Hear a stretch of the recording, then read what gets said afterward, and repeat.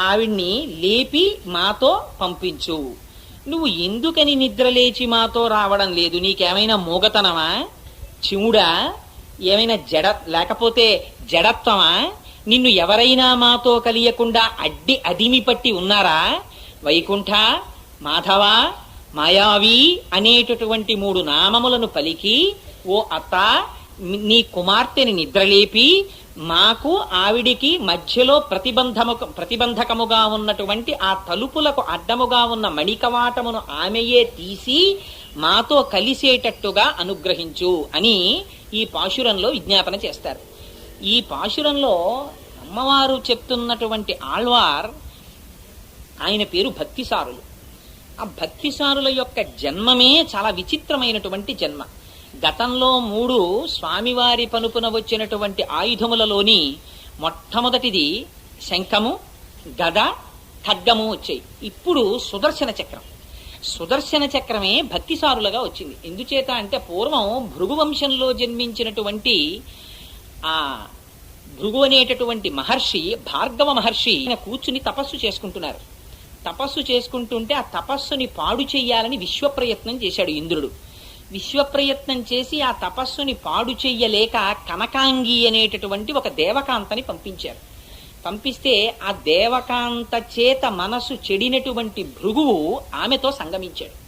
సంగమిస్తే ఆ కనకాంగికి కొంతకాలమునకు గర్భము ధరించింది. ఆవిడికి పిల్లవాడు పుట్టలేదు. మట్టిగడ్డ వంటి ఒక మాంసఖండం ఒకటి పుట్టింది. పుట్టిన తర్వాత ఆ మాంసఖండాన్ని అక్కడ విడిచిపెట్టి ఆవిడ వెళ్ళిపోయింది. భృగువు కూడా, అయ్యో నేనేమిటి ఇంత లౌకికమైనటువంటి కామమునకు వశుడనైపోయానని కావేరీ నదిలో స్నానం చేసి మళ్లీ తపస్సుకి ఉపక్రమించాడు. ఆ మట్టి గడ్డ లాంటి మాంసపిండం అలా పడి ఉండిపోయింది. అది వాయువు చేత పోషింపబడింది. పోషింపబడిన కొంతకాలానికి చంటిబిడ్డడైంది. అయి ఆ పిల్లవాడు ఏడుస్తున్నాడు. ఏడుస్తుంటే సాక్షాత్తుగా మంగతాయారని పేరు కలిగినటువంటి అమ్మవారితో కూడినటువంటి శ్రీ మహావిష్ణువు బయలుదేరి వచ్చారు. వచ్చి పిల్లవాడు ఏడుస్తున్నాడు, వీడు కారణజన్ముడు, సుదర్శన చక్రము అంశగా వచ్చినవారు, అందుచేత ఈయనకి పాలిమ్మన్నారు. అంటే ఆనాడు లక్ష్మీదేవి స్వయంగా స్తన్యం ఇచ్చింది. ఆ పాలు తాగిన తరువాత ఇంకా ఎన్నడూ ఏడవలేదుట, ఎన్నడూ పాలు తాగలేదుట. ఆ పిల్లవాడు అక్కడే పడి ఉండేవారు. ఉంటుంటే ఆ చుట్టుపక్కల ఉండేటటువంటి ఒక మేదరాయన ఈ పిల్లవాడిని పెంచుకున్నారు. పెంచుకుంటే ఆయన భార్య, ఈయనకి ఆవిడ పేరు కనకవల్లి. ఆ కనకవల్లి అనేటటువంటి ఆవిడ స్తన్యం ఇవ్వడానికి ప్రయత్నించింది. ఈయన పాలు తాగేవారు కాదు, శుష్కించిపోతున్నాడు రోజు రోజుకి. ఏమిటి పిల్లవాడు ఇలా శుష్కించిపోతున్నాడని బెంగపెట్టుకున్నారు. కానీ ఆ పిల్లవాడు మాత్రం చాలా బ్రాహ్మీ తేజస్సుతో పెరుగుతుండేవాడు. ఇలా ఉండగా ఒకనాడు అందరికన్నా చిట్ట చివరి స్థితిలో జన్మించినటువంటి వ్యక్తి తన భార్యతో కలిసి వచ్చారు. వచ్చి, భగవంతుడికి ఈ భేదాలు ఉండవు. వృషద్విచిత్రతల్పయోర్ భుజంగమౌక్తిక స్రజో గరిష్టరత్నలోష్టయో సుహృద్విపక్షపక్షయో తృణారవింద చక్షుషో ప్రజామహీ మహేంద్రయో సమప్రవర్తజన్మన కదా సదాశివం భజే అని ఆయనకి ఏ భేదము ఉండదు. అందుకని ఆయన ఏం చేశారంటే ఆవిడ యొక్క పాలు తాగారు. తాగేసరికి ఆ వచ్చినటువంటి వాళ్ళిద్దరూ కూడా నవయవ్వనంతో కూడుకున్నటువంటి వాళ్ళైపోయారు. అప్పుడు ఆ పిల్లవాడు సామాన్యుడు కాడని తెలిసిందే ఆ మేదరికి, ఆయన భార్యకి. సరే, ఆ పిల్లవాడిని పెంచి పెద్ద చేశారు. ఆయన మహాపండితుడు, గొప్ప జ్ఞాని అయ్యారు. కారణాంతరముల చేత ఆయన గొప్ప విష్ణు భక్తుడు కావలసి వచ్చింది. ఆ విష్ణు భక్తుణ్ణి చెయ్యడం కోసమని పేయాళ్వారు వచ్చారు. ఆ పేయాళ్వార్, ఆయన మీకు మొట్టమొదట ఇందాకనే విజ్ఞాపన చేశాను, పేయాళ్వార్ అంటే పిశాచ స్వరూపం అని పిలిచేవారు. పిశాచ స్వరూపం అంటే ఆయన బాహ్యంలో పిశాచమని కాదు, ఆయనకి శరీరమునందు భ్రాంతి ఉండేది కాదు. గడ్డాలు మీసాలు పెరిగిపోయి బట్ట కట్టుకోకుండా, ఆ చింకితో కూడినటువంటి బట్ట, తిన్నది తినకుండా తాగింది తాగకుండా తిరుగుతూ ఉండేవారు. ఆ స్వరూపాన్ని చూసి పేయాళ్వార్ అని పిలిచేవారు. కానీ మహాజ్ఞాని ఆయన. ఆ పేయాళ్వార్ వీరిని విష్ణు భక్తుడిగా మార్చాలనుకున్నారు. కారణాంతరముల చేత ప్రయోజనం బహుశః ఒకే పరమాత్మ స్వరూపాన్ని, ఆ విష్ణు భక్తిని ప్రచారం చెయ్యడం అయి ఉండుండవచ్చు. అందుకని ఆ పేయాళ్వారు వారు వచ్చి, ఈయన ఎప్పుడూ కూడా పేయాళ్వారు చూసేవారు కాదు. ఈ పుట్టినటువంటి పిల్లవాడు ఈయన్ని తిరుమలి చెయ్యాళ్వారని పిలుస్తారు. ఈయన చూడకపోతే ఏమిటి అసలు ఆయన నా వంక చూస్తే కదా నేను ఆయన్ని విష్ణు భక్తుడిగా మార్చడం అని చూస్తుండేవారు. ఎలాగైనా ఈయన తన వంక చూసేటట్టుగా చెయ్యడం కోసమని ఈయన్ని చూసినప్పుడల్లా ఆయన అనేవారు, నువ్వు పిచ్చాడివి అంటుండేవారు. అందుకని ఒక రోజున చెట్లు పట్టుకొచ్చారు ఆయన.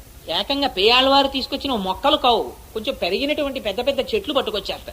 పట్టుకొచ్చి ఈ తిరుమల చెయ్యాళ్ళవారు ఉన్నటువంటి ఆశ్రమం పక్కన ఒక పూల తోట ఒకటి ఏర్పాటు చేసి అందులో ఆ చెట్లని తిరగేసి పాతడం మొదలెట్టారు. అంటే కొమ్మల్ని భూమిలోకి పెట్టి వేళ్లని పైకి పెట్టి పాతున్నారు. బాగా చిల్లులున్న కుండ ఒకటి చేత్తో పట్టుకుని సముద్రానికి వెళ్ళి నీళ్ళట్టుకొచ్చేవారు. సముద్రంలో నీళ్లు ఉప్పు కయ్య, చిల్లుల కుండ, అందులో నీళ్ళట్టుకొచ్చి తిరగేసి పాతిన మొక్కలకా నీళ్లు పోస్తుండేవారు. ఇది చూసి ఎంత మాట్లాడద్దనుకున్నప్పటికీ కూడా తిరుమల చెయ్యారు వాళ్ళకి ఆశ్చర్యం వేసింది. ఏమిట చెట్లు పట్టుకొచ్చి తిరగేసి పాతాడు, చిల్లుకుండట్టుకుని సముద్రానికి ఎడతాడు, ఆ నీళ్ళట్టుకొచ్చి మొక్కకు వస్తుంటాడు, అసలు ఏమిట్రా ఈయన ఆశ్చర్యం అని ఒక రోజున అడిగాడు. ఏరా నీకు మామూలు పిచ్చి అనుకున్నాను, ఏమిట్రా నువ్వు చేసే పని అని అడిగాడు.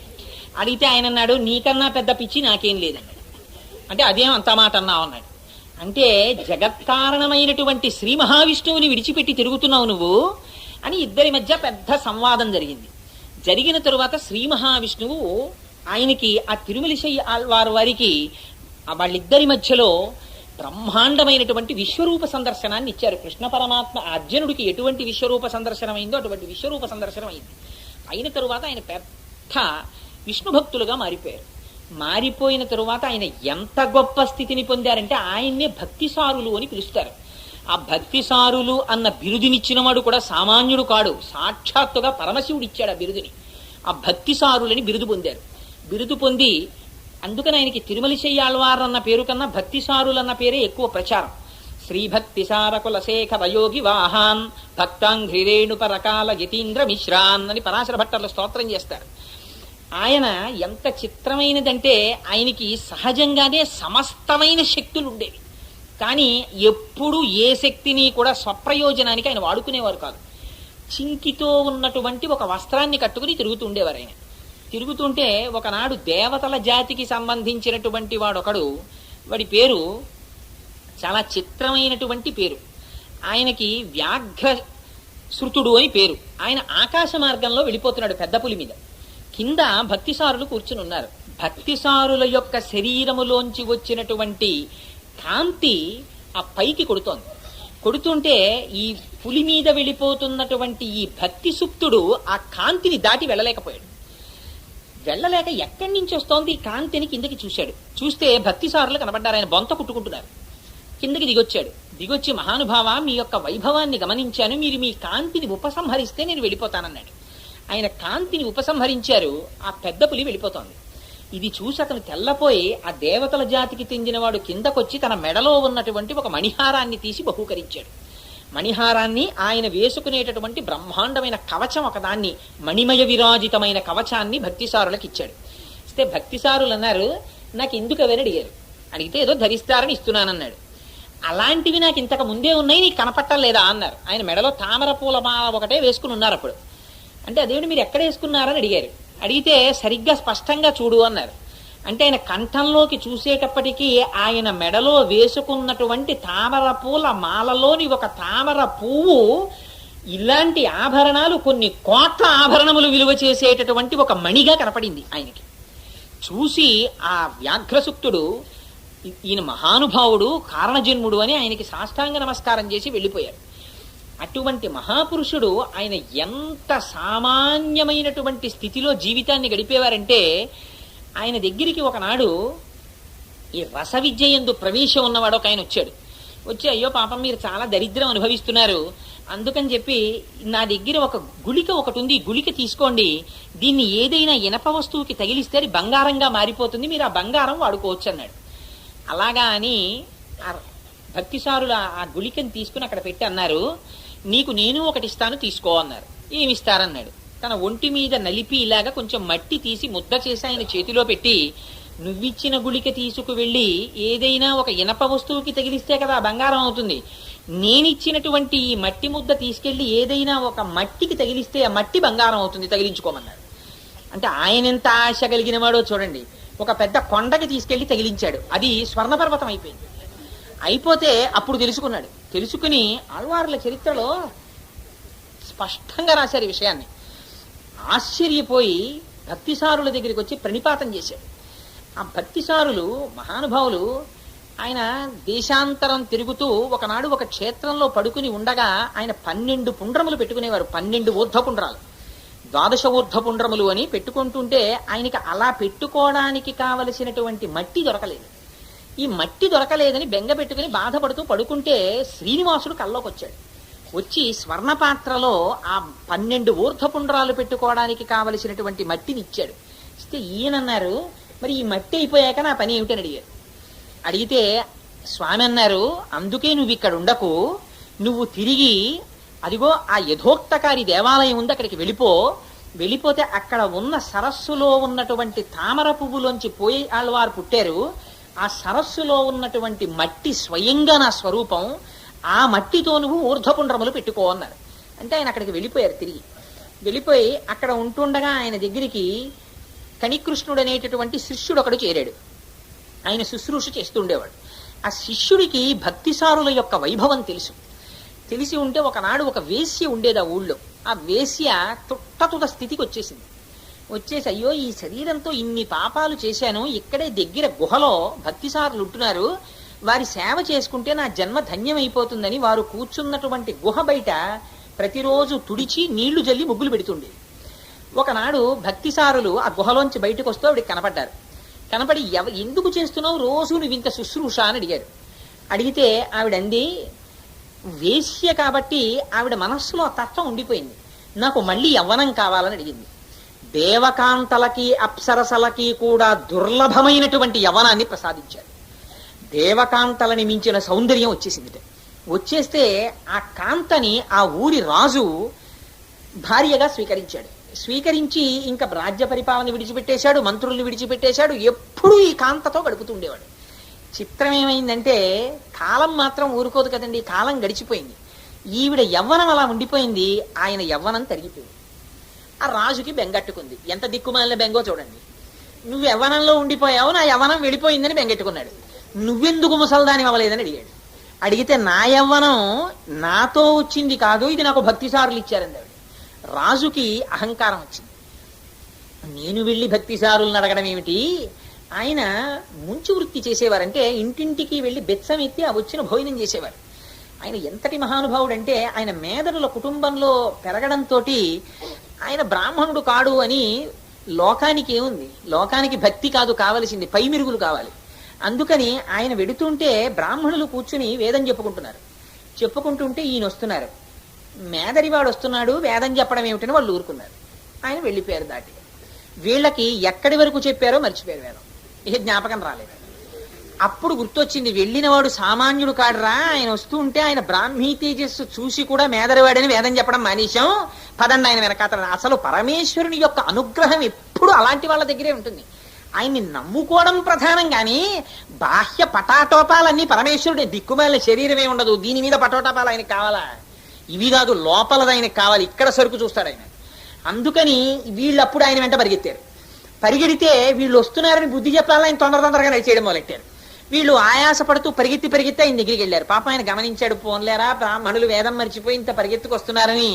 వాళ్ళు ఏ పన్నం దగ్గర మర్చిపోయారో ఆ పన్నాన్ని జ్ఞాపకం చేయడానికి ఓ వడ్డు గింజని తీసి చీల్చి చూపించారు. ఆ పన్నంలో, ఆ మంత్రంలో ఆ వడ్డు గింజ పైన ఉండేటటువంటి పొరని చీల్చినప్పుడు లోపల ఉండేటటువంటి గింజ రూపంగా సమస్త జగత్తునందు బీజరూపుడై పరమాత్మ ఉన్నాడన్న విషయాన్ని ఆవిష్కరిస్తుంది ఆ మంత్రం. అప్పుడు జ్ఞాపకానికి వచ్చింది వాళ్ళకి. ఆయన కారణజన్ముడని ఆయనకి సాష్టాంగ నమస్కారం చేసి మళ్ళీ ఆ వేదాన్ని పూర్తి చేశారు. అంతటి మహానుభావుడు కనుక ఆయన గుహలో ఉన్నారు, ఆయన అనుగ్రహం చేత నేను యవ్వనం పొందారని ఈ వేశ్య రాజుకి చెప్పింది. ఆ రాజు అహంకారం, నేను రాజునని కబురు చేశాడు ఆ శిష్యుడిని తీసుకురమ్మని. శిష్యుడు వచ్చాడు, కణికృష్ణుడు. ఏమి కావాలని అడిగాడు. అడిగితే మీ గురువు గారిని ఒకసారి తీసుకురా అన్నాడు. ఇది చాలా మంది దగ్గర ఉంటుంది, నేను దగ్గర చూశాను.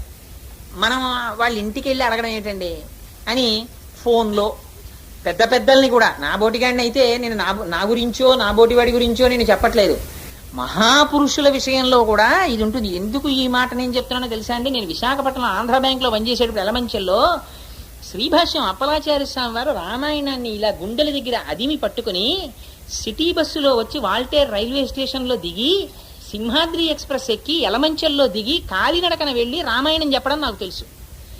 నేను ఆంధ్రా బ్యాంక్కి వెడితే ఆయన పక్కన రైల్వే సీట్లో కూర్చోనేవారు. నాకు ఎందుకు ఆయన పక్కన సమానంగా కూర్చోవడం ఇష్టం ఉండేది కాదు.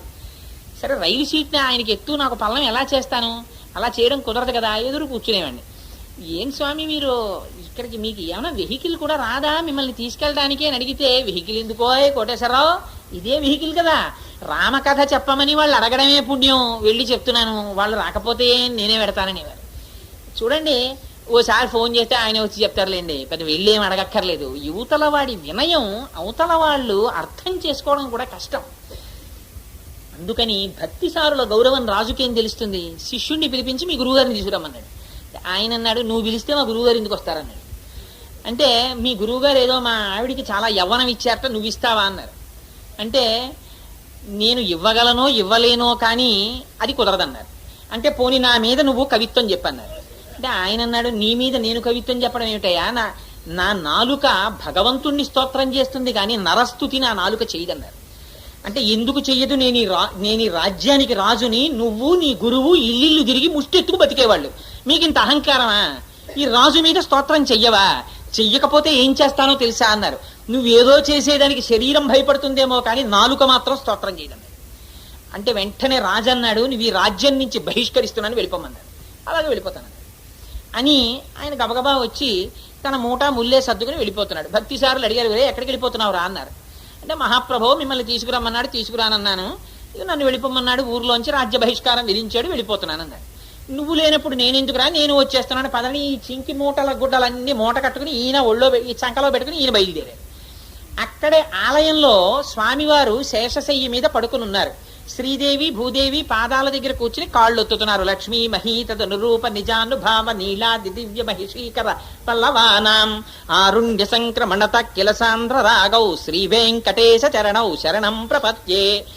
స్వామివారు రెండు పాదాలు జాపితే ఒక్కదాన్ని ఒక్క కాలు పట్టడమా అని తానే నీలాదేవి, తానే లక్ష్మీదేవి, తానే భూదేవి అయి రెండు పక్కలా నిలబడి ఆయన పాదములు ఒత్తుతుంటే, అసలే ఎర్రని చేతులు పాదముల మీద ఒత్తుకుంటే ఆ వేళ్ల మధ్యలోంచి వచ్చేటటువంటి ఎర్రని కాంతి నల్లని స్వామి పాదముల మీద పరావర్తనం చెందితే అటువంటి కాంతితో కూడిన పాదములను మేము శరణాగతి చేస్తున్నామంటారు.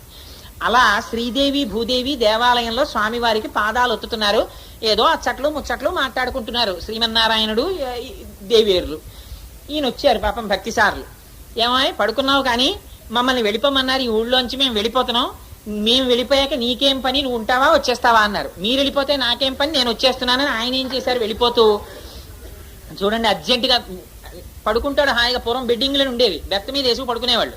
పడుకుంటే మంచి నిద్ర పట్టేస్తే, సార్ మీరు సికింద్రాబాదే కదా, వచ్చేసిందండి సికింద్రాబాద్ స్టేషన్ అని పెట్టేట్టు దీపోతుంటే వాడు దీపోతే గవ్వ బెడ్డింగ్ చుట్టేసుకుంటాడు. అలా అమ్మో భక్తిసారులు వెళ్ళిపోతున్నారట, కనికృష్ణుడు వెళ్ళిపోతున్నారట, మనం ఎందుకు ఇక్కడ, శ్రీదేవి భూదేవి లేవండని ఈయన గబగబా బెడ్డింగ్ చుట్టేశాడు. శేషసాయిని చుట్టేసి దాన్ని చంకలో పెట్టుకున్నాడు. మళ్ళీ ఏమో వాళ్ళు ఎక్కడ ఆగుతారో, అక్కడ పరుపు ఉంటుందో ఉండదో, రామావతారంలో అంటే పడుకున్నాను కానీ ఇంకా అస్తమానం ఇదే పనే అని బెడ్డింగ్ చంకలో పెట్టుకుని ఈయన బయలుదేరాడు.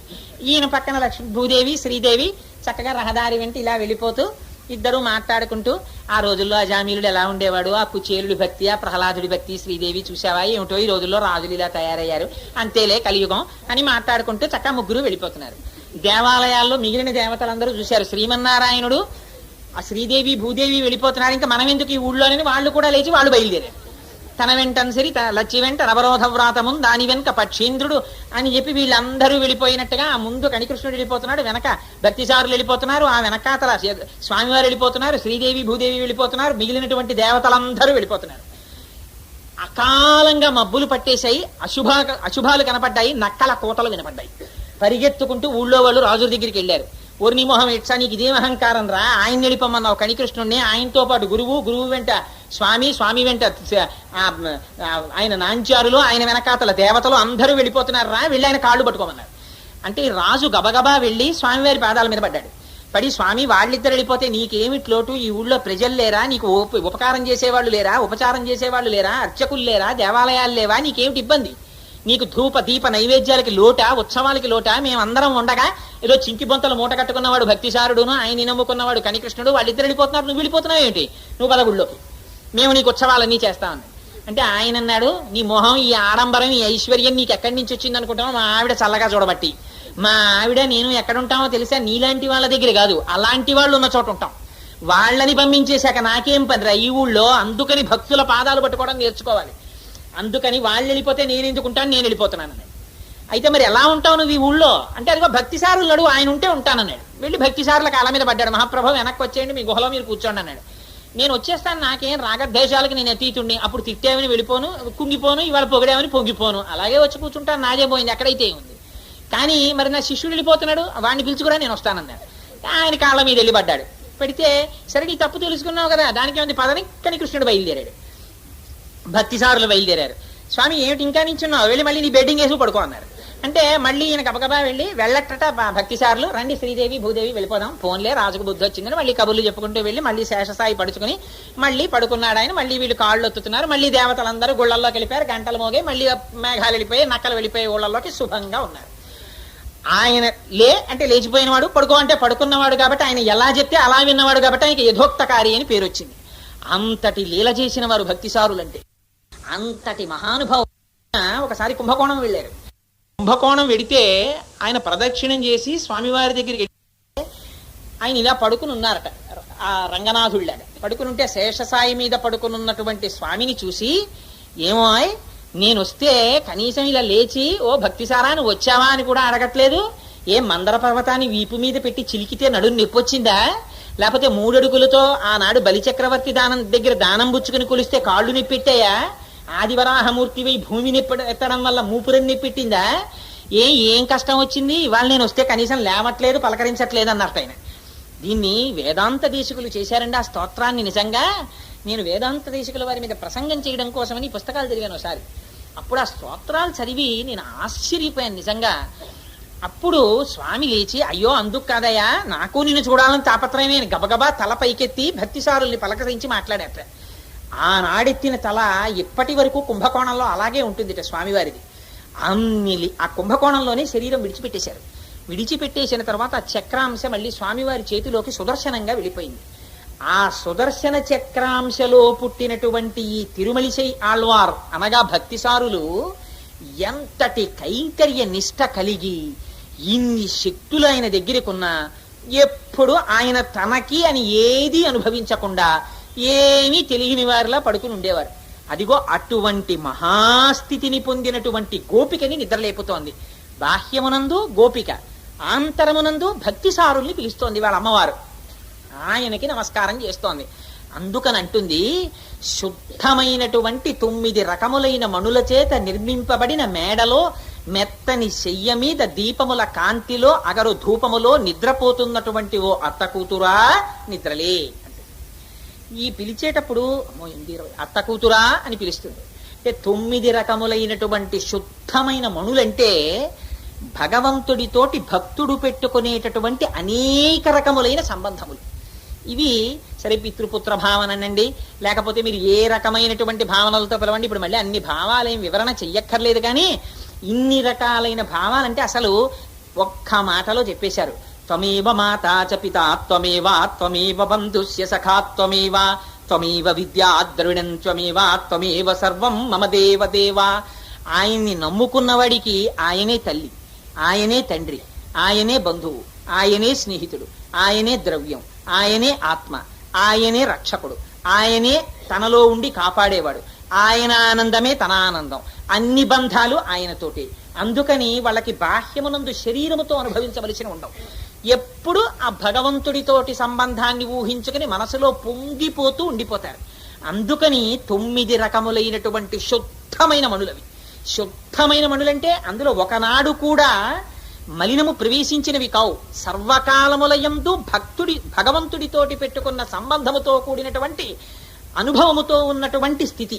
అటువంటి స్థితిలో పడుకుని ఆ దీపముల మధ్యలో పడుకుందిట. ఇది ఒక చిత్రమైన విషయం. రాత్రి పడుకుంటే ఉన్న దీపమే ఆర్పేస్తాం మనం. ఆర్పేసి ఏదో చిన్న దీపం ఉంటే చాలు, అబ్బో ఇంత లైట్ ఉంటే నాకు నిద్ర పట్టదండి అంటే కొంతమందికి ఒక చిత్రమైన అలవాటు ఉంటుంది. మాకు ఏమిటో ట్యూబ్ లైట్ వేసుకు పడుకోవడం అలవాటు అండి.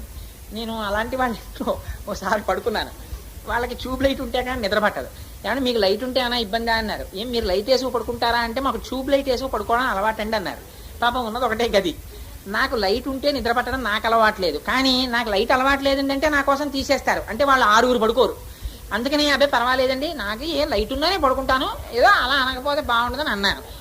దానికి తోడు గంటలు కొట్టే గడియారం ఉంటుంది వాళ్ళ ఇంట్లో. 10 అయిందని ఠాంగ్ ఠాంగ్ ఠాంగ్ అని కొట్టేసేది.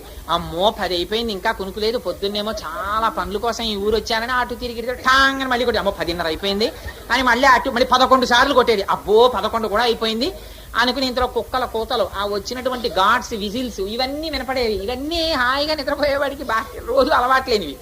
ఇవన్నీ ఏమిటో కుక్క అరుపు, ఏంట్రా ఇదంతా అనుకుని 12 మాటలు ఠాంగ్ ఠాంగ్ ఠాంగ్ అని కొట్టేసేది. అబ్బో 12 కూడా అయిపోయింది.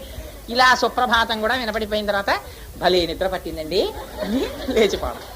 అందుకని ఏం మరి కళ్ళు కొంచెం ఎర్రగా ఉన్నాయి ఏంటంటే, అబ్బో నేను భగవంతుడిని నమ్మిన వాడిని కదా, ఆయన వాత్సల్యం అలవాటై ఎరుపు చీరలు తీరిన కన్నులు లేనిపోని ఆత్మస్థుతి చేసుకుని ఏదో గడిపేసేయడం వేరు విషయం అనుకోండి. అందుచేత దీపాల మధ్యలో పడుకోవడం ఏంటి అంటే, దీపాల మధ్యలో పడుకోవడం అంటే 10ంటికి సత్యనారాయణ స్వామి వారి వ్రతం చేసినా దీపం పెట్టే చేస్తాం.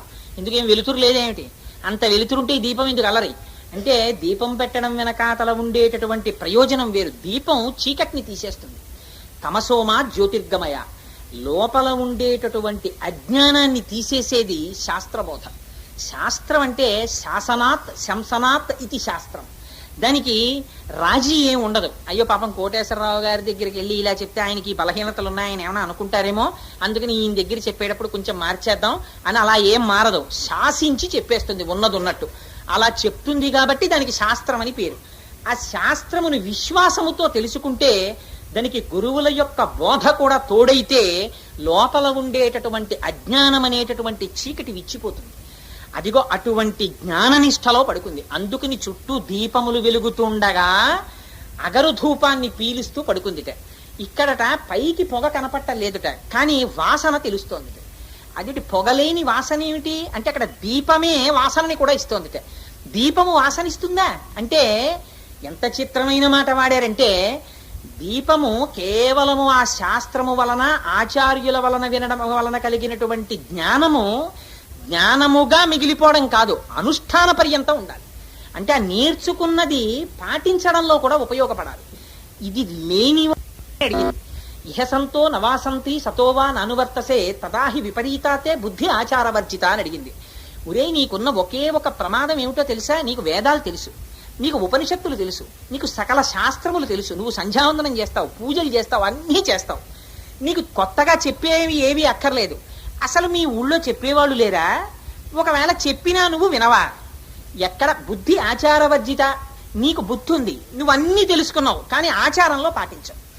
వీడికి అక్కడే పడుకున్నాడు. వీడు పడుకున్న బయటే ఒక బ్రహ్మాండమైన విగ్రహం ఉంది. ఏమిటో తెలుసా అండి? అది పుష్పక విమానంలో వర్ణించారు వాల్మీకి మహర్షి. నియుజ్యమానా సుగజా సుహస్తా సకేశరాశ్చోత్పలపత్రహస్తా బభూవ దేవీ చ కృతా సుహస్తా లక్ష్మీస్తథా పద్మిని పద్మహస్త. అక్కడ 2 ఏనుగులు బంగారు పాత్రలను పట్టుకుని పద్మకింజల్కములను వర్షిస్తున్నాయి లక్ష్మీదేవి మీద. ఆవిడ తామర పువ్వులో కూర్చునుంది. అటువంటి లక్ష్మీదేవి బయట ఉంది. వాడు ఆవిడికి నమస్కారం చేస్తాడు రోజు. ఆవిడే మనం శ్రీ సూక్తంలో చెప్తాం, లక్ష్మీర్ దివ్యైర్ గజేంద్రైర్ మణిగణ ఖచితై స్థాపితా హేమ కుంభై నిత్యం సా పద్మహస్తా మమ వసతు గృహే సర్వమాంగళ్యయుక్త అని. అటువంటి స్వరూపంతో అక్కడ లక్ష్మీదేవి ఉంది. ఆవిడికి నమస్కారం చేస్తాడు. ఆ లక్ష్మీ స్వరూపమే వేరొకరి ఇల్లాలని వాడు నమ్మడం. ఇది తెలుసుకున్న దాని పట్ల ఆచారం లేకపోవడం. ఎక్కడుంటుంది లక్ష్మీదేవి అంటే, దేవతలకు ఆవిడ చూపించింది తను ఎక్కడుంటుందో. ఓసారి దేవతలందరూ ఆవిడికి నమస్కారం చేయడానికి వెళ్ళారు. వెళ్ళి నమస్కారం చేసి అక్క వైకుంఠంలో ఉన్నదే లక్ష్మీదేవి అనుకుని నమస్కారం చేస్తున్నారు. వాళ్ళ అజ్ఞానం పోగొట్టడానికి ఆవిడ తాను ఎక్కడుంటుందో చూపించింది. కైలాసే పార్వతీ త్వం చ క్షీరోధే సింధుకన్యక స్వర్గే చ స్వర్గలక్ష్మిస్త్వం మర్త్యలక్ష్మిశ్చ భూతలే వైకుంఠే చ మహాలక్ష్మిర్దేవదేవి సరస్వతి గంగా చ తులసీ త్వం చ సావిత్రి బ్రహ్మలోకగా కృష్ణ ప్రాణాదిదేవి త్వం గోలోకే రాధికా స్వయం రాసే రాసేశ్వరీ త్వం చ బృందావనే కృష్ణ ప్రాణాధికం దేవి అని ఆవిడ అక్కడ మొదలుపెట్టి రాజ్యలక్ష్మి రాజగేహే గృహలక్ష్మి గృహే గృహే. ఆవిడ ప్రతి ఇంటిలో ఉన్న ఇల్లాలి రూపంలో కూడా ఆవిడే ఉంది. ఉన్నప్పుడు రామచంద్రమూర్తి భార్య, పరుడి భార్య లక్ష్మీ స్వరూపం కాదా? ఇక్కడ లక్ష్మీదేవికి నమస్కారం, అక్కడ ఆవిడ్ని చూడకూడని చూపు. ఇది బుద్ధి ఆచారవర్జిత. తను తెలుసుకోవడం వేరు, తెలుసుకున్న దాన్ని అనుష్ఠానంలో పెట్టడం వేరు. ఈ 2 కలిస్తేనే వాడు సరి అయినటువంటి మార్గములో వెడుతున్నవాడు, వాడే జ్ఞాని, వాడే గురువు. అందుకని జ్ఞానము అనుష్ఠానము రెండింటిని రెండు రెక్కలుగా పెట్టుకుని పక్షులు ఎగురుతాయి. ఆ పక్షులే గురువులు. అందుకని వాళ్ళ తల్లి అగరు ధూపాన్ని పీలుస్తోంది అంటోంది. అంటే ఆ దీపము అగర పొగని కూడా ఇస్తోందిట. అంటే జ్ఞానము అనుష్ఠానము రెండింటినీ కలిగి ఉన్నటువంటి గోపిక. అంటే ఒక మహాపురుషుణ్ణి చూపిస్తోంది. ఇన్ని తెలుసున్న ఈ శరీర ప్రయోజనాన్ని కోరుకుంటున్నది కాదు. అందుకని భక్తిసారుల్ని స్తోత్రం చేస్తోంది. ఆయన ఎప్పుడు తనకని ఏమి కోరుకున్నవారు కాదు భక్తిసారులు. అందుకని అదిగో అటువంటి స్వరూపంతో పడుకున్నటువంటి దానా ఆ అగరు పొగని పీలుస్తూ మెత్తని శయ్య మీద పడుకుందిట. ఏమిటి మెత్తని శయ్య? శయ్య ఎంత మెత్తగానో ఉండాలని మనం కోరుకుంటాం. ఏదైనా కొనుక్కునే ముందు నువ్వు వెళ్ళి తీసుకొచ్చేద్దు, నాకు ఆఫీస్లో ఖాళీ లేదంటాడు. పరుపు కొనుక్కోవలసి వస్తే భార్య భర్త వెళ్ళి 10 షాపుల్లో నొక్కి చూసుకుని ఈ పరుపు బాగుందని తెచ్చుకుంటారు. పరుపు మీద అంత ప్రీతి ఏమిటి అంటే, పరుపు ఇంట్లో ఏది శుభ్రంగా ఉండనివ్వండి, ఉండకపోనివ్వండి, ఇంటికి వెళ్ళేటప్పటికి రాత్రి 11 అయిపోయింది అనుకోండి, ఒకవేళ ఇంట్లో మిగిలిన రూమ్స్ అన్ని అలా పడేసున్నా సర్దుకోరు. పక్క మీద దుప్పటి ఓటి దులిపేసుకుని, పరుపు దులిపేసుకుని, శుభ్రం చేసేసుకుని, తలుపులు వేసేసుకుని, ఫ్యాన్ వేసుకుని, జెట్ ఎట్టేసుకుని పడుకుంటారు. పరుపు పట్ల అంత ప్రీతి ఏమిటి అంటే, ఆ పరుపు దేనికంత ప్రీతి? పరుపు మీద ప్రీతి కాదు, ఆ పరుపు మీద ప్రీతి దేని కొరకంటే నిద్ర కోసం. దాని మీద సౌఖ్యంగా పడుకుంటే నిద్ర రావాలి. దాని మీద పడుకున్నా నిద్ర పట్టకపోతే ఎవడి కర్మ, ఇంకా అలా దొలుతూనే ఉంటాడు అటు ఇటు. అంతకన్నా దరిద్రం ఇంకోటి లేదు నిద్ర పట్టకపోతే. అందుకని పాపం ధృతరాష్ట్రుడు అనుభవించాడు ఆ బాధ ఏమిటో. అందుకని ఆ పరుపు మీద, మెత్తటి పరుపు మీద పడుకోవడం అంటే ఇది తామసీ నిద్ర కాదు, తమోగుణంతో కారణ శరీరంతో ఉండిపోయి పడుకున్నటువంటి సుషుప్తి కాదు.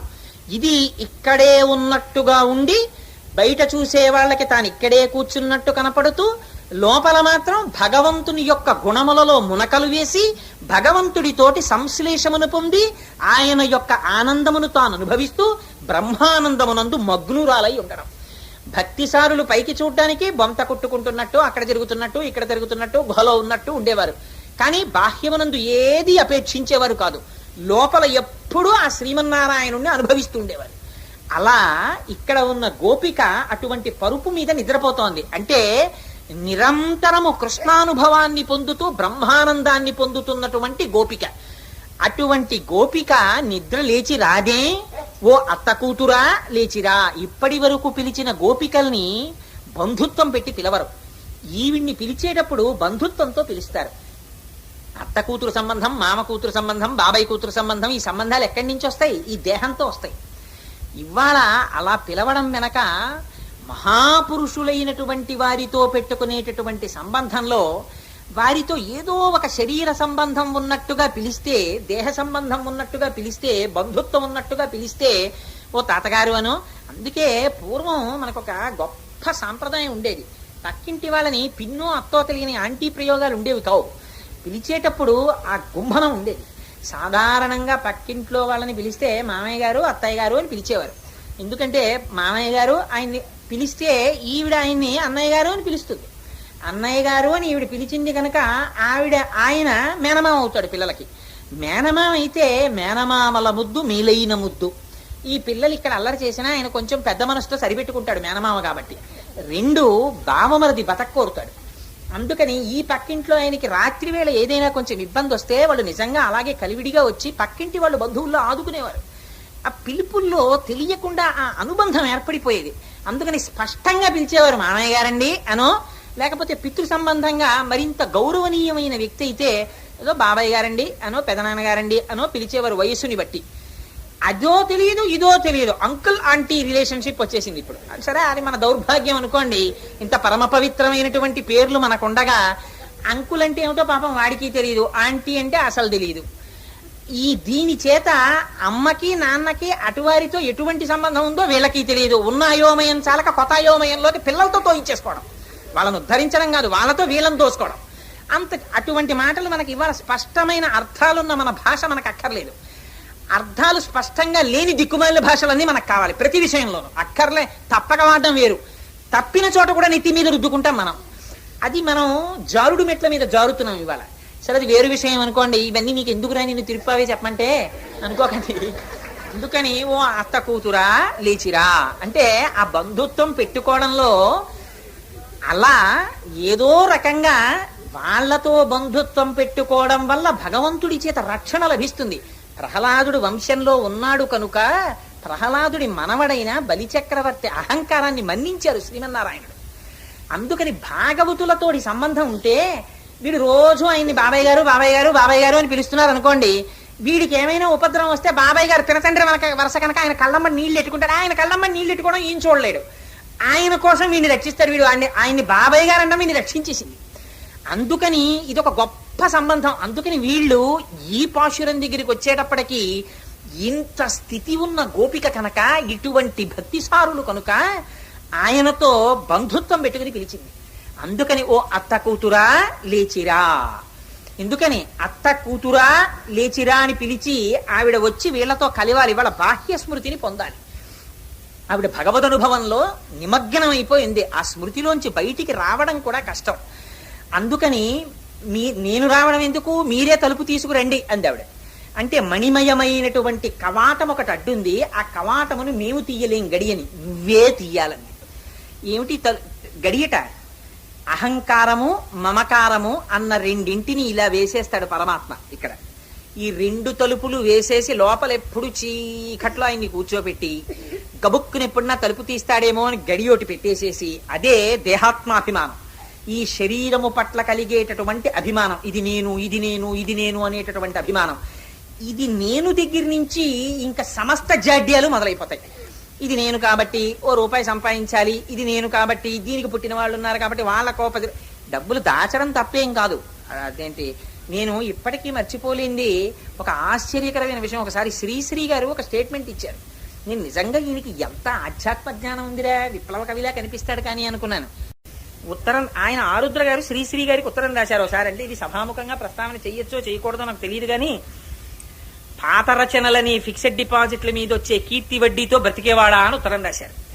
రాస్తే ఈయన తిరిగి ఎంత అందమైన మాట వాడారంటే, ఈయనన్నాడు, తనకి కావలసిన దానికన్నా ఎక్కువగా వాడుకుంటున్నవాడు భవిష్యత్ తరాలకి ద్రోహం చేస్తున్నవాడు, తనకి కావలసిన దాన్ని వాడుకోనివాడు తనకి తాను ద్రోహం చేసుకున్నవాడు, ఈ రెండింటికి మధ్యలో తక్కెట్టి నిలబెట్టడం నేర్చుకున్నవాడిని నేనని ఆయన రాసుకున్నాడు. ఎంత చిత్రమైన మాట చూడండి. తనకి ఊర్ధ్వలోకాలలో కావలసిన దాన్ని ఇక్కడ పుణ్యరూపంగా దానానికి వినియోగించడం కూడా తను నేర్చుకోవాలి. అలాగని పిల్లలకి మిగల్చకుండా వేదాంతం పేరు చెప్పి గృహస్థు అంతా దానం చేసేసి వాళ్ళని దరిద్రుల్ని చేయడం కూడా తప్పే. అలా ఎక్కడా చేయని శాస్త్రం చెప్పలేదు. కానీ లోభిత్వం ఉండడం కూడా దీంతో సంబంధం పెట్టుకుని దీన్ని ఉద్ధరించుకోవడం. ఈ జన్మలో ఈ శరీరం ఉంది కాబట్టి మీరు ఇక్కడికి పట్టుకొచ్చో 2 అరటిపళ్ళు ఇస్తారు. ఇస్తే పాప గోవిందబాబు గారు లక్ష్మణాచార్యుల వారు అక్కడికి తీసుకెళ్లి స్వామికి నివేదన చేస్తున్నారు, కానీ మీరు ఇచ్చినవి 2 అరటిపళ్ళే. ఎంత పుణ్యం ఖాతాలో పడిపోతుందో మనకి తెలియదు. ఒక కుక్కగా రండి, ఆ బయట మీకు 2 అరటిపళ్ళు దొరికితే, లేకపోతే ఒక ఆవు గెల నుంచి ఓ 2 అరటిపళ్ళు తెంపి నోటితో పట్టుకుని ఇలా వస్తే వెళ్ళగలదా? ఉపాధి మారిందంతే. అది చేయలేదు ఈ కైంకర్యం. నోటికి దక్కింద తినాలంతే, భగవంతుడికి పెట్టలేదు. అలా ఇవ్వగలిగిన చెయ్య ఒక్క మనిషి చెయ్యి. అందుకే భగవంతుడు ఒక చిత్రమైన అమరిక పెట్టాడు ఈ చేతికి. ఈ చెయ్యి ముందుకెడుతుంది కానీ వెనక్కి వెళ్ళదు. ఇలా ఉంచుతారు, ఇలా ఉంచండి, వెనక్కి వెళ్ళదు. నేర్చుకోకండి. ఇలా పెట్టడమే నేర్చుకో, ఇలా తిప్పేయడం నేర్చుకోకు, పాడైపోతావు అలా తిప్పడం నేర్చుకుంటా. అంటే మనం దీన్ని ఇలా పెట్టుకోవడమే మనం నేర్చుకుంటున్నాం. అందుకని ఆ శరీరపు అమరికలో ఉంది పరమేశ్వరుడు పెట్టడంలో. అందుకని ఆ దేహాత్మాభిమానం, ఈ అహంకారం, ఈ లుబ్ధత్వం ఎప్పుడు పోతుందో తెలుసా అండి? ఇది భగవంతుడు మార్చడు, ఇది మహాపురుషుల వల్ల మారుతుంది. అందుకే దశమస్కంధంలో రాక్షసులందరినీ కృష్ణుడు చంపుతాడు. ఒక్క ధేనుకాసురుణ్ణి బలరాముడు చంపుతాడు. ఆ ధేనుకాసురుడు విచిత్రమైన వ్యక్తి. పెద్ద తాటి తోట ఒకటి ఉంది, అక్కడ తాటిపళ్ళు పండుతాయి, మంచి సువాసన తాటిపళ్ళు. అవి వాటంతటి కింద పడిపోయేవి. పడిపోతే తాటిపండు పగిలిపోతుంది. పగిలిపోతే అందులోంచి ఆ పగుళ్లలోంచి బంగారంలా తీపి రసం కారేది. పాపం ఆ తాటిపళ్ళ వాసన చూసి గోపాల బాలుడికి తాటిపళ్ళు తినాలని కోరిక. కానీ అక్కడ గాడిద రూపంలో ఉండేవాడు రాక్షసుడు ధేనుకాసురుడు. వాడు తినడు తాటిపండు, వీళ్ళని తిననివ్వడు. వాడు కాపలా కాస్తూ ఉంటాడు. అందుకని ఆ తోటలోకి వెడితే వెనక కాళ్ళతో తన్ని చంపేస్తాడు. అందుకని వీళ్ళు వెళ్ళడానికి లేదు. వీళ్ళు రోజున వీళ్ళకి ఏ కష్టం వచ్చినా బలరామకృష్ణుడికి చెప్తారు, కృష్ణ మాకు ఆ తాటిపళ్ళు తినాలనుంది, ధేనుకాసురుడు తంతున్నాడు, నువ్వు మమ్మల్ని తినేటట్టు చేయవా అన్నారు.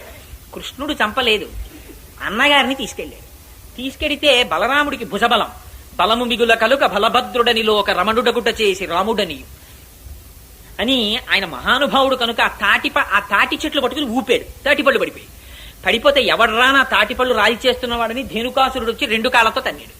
తంతే బలరాముడు ఏం చేశాడంటే ఆ గాడిద తాలూకా 2 కాళ్ళు పట్టుకుని ముందు కాళ్ళకి తోకేసి కట్టి గిరగిరా తిప్పాడు. తిప్పి ఒక్క విసిరాడు. విసిరితే ఈ గాడిద వెళ్ళి తాడి చెట్టుకు తగిలింది. ఆ తాడి చెట్టు పడిపోతూ ఇంకో తాడి చెట్టు మీద పడిపోయింది. ఒక తాళవృక్షము తాక వైవనది కంపోద్రక్తయ్యి తుళ్ళి వేరొక తాళాగ్రం పైపడ అదియున్ ఆ యుగ్రాహకు ఓర్వక ఉండొక తాళవృక్షము పైపడ ఇట్లుండుంటిపై తాళవృక్షంబులు కూలే ప్రచండ మారుతము తాకం కూలు చందంబునన్నారు పోతన గారు. ఓ తాడి చెట్టు వెళ్ళి ఇంకో తాడి చెట్టు మీద, ఇంకో తాడి చెట్టు వెళ్ళి ఇంకో తాడి చెట్టు మీద, ఇలా తాడి చెట్లన్నీ పడిపోయి ధేనుకుడు చచ్చిపోయాడు. వాడి యొక్క పిల్లలందరూ ఈయన మీదకి బయలుదేరి వచ్చారు. కృష్ణుడు బలరాముడు కలిపి వీళ్ళందరినీ చంపేశారు. ఎంత తేలిగ్గా చంపేశారన్నారంటే పోతన గారు, ఆ తంతుబులందు చేలము విధంబునయే పరమేశుమూర్తి ఎందింతయు పుట్టునట్టి జగదీశుడు అనంతుడి దైత్యమాతృనిట్లంతము చేయుటెంత పని అద్భుతమే.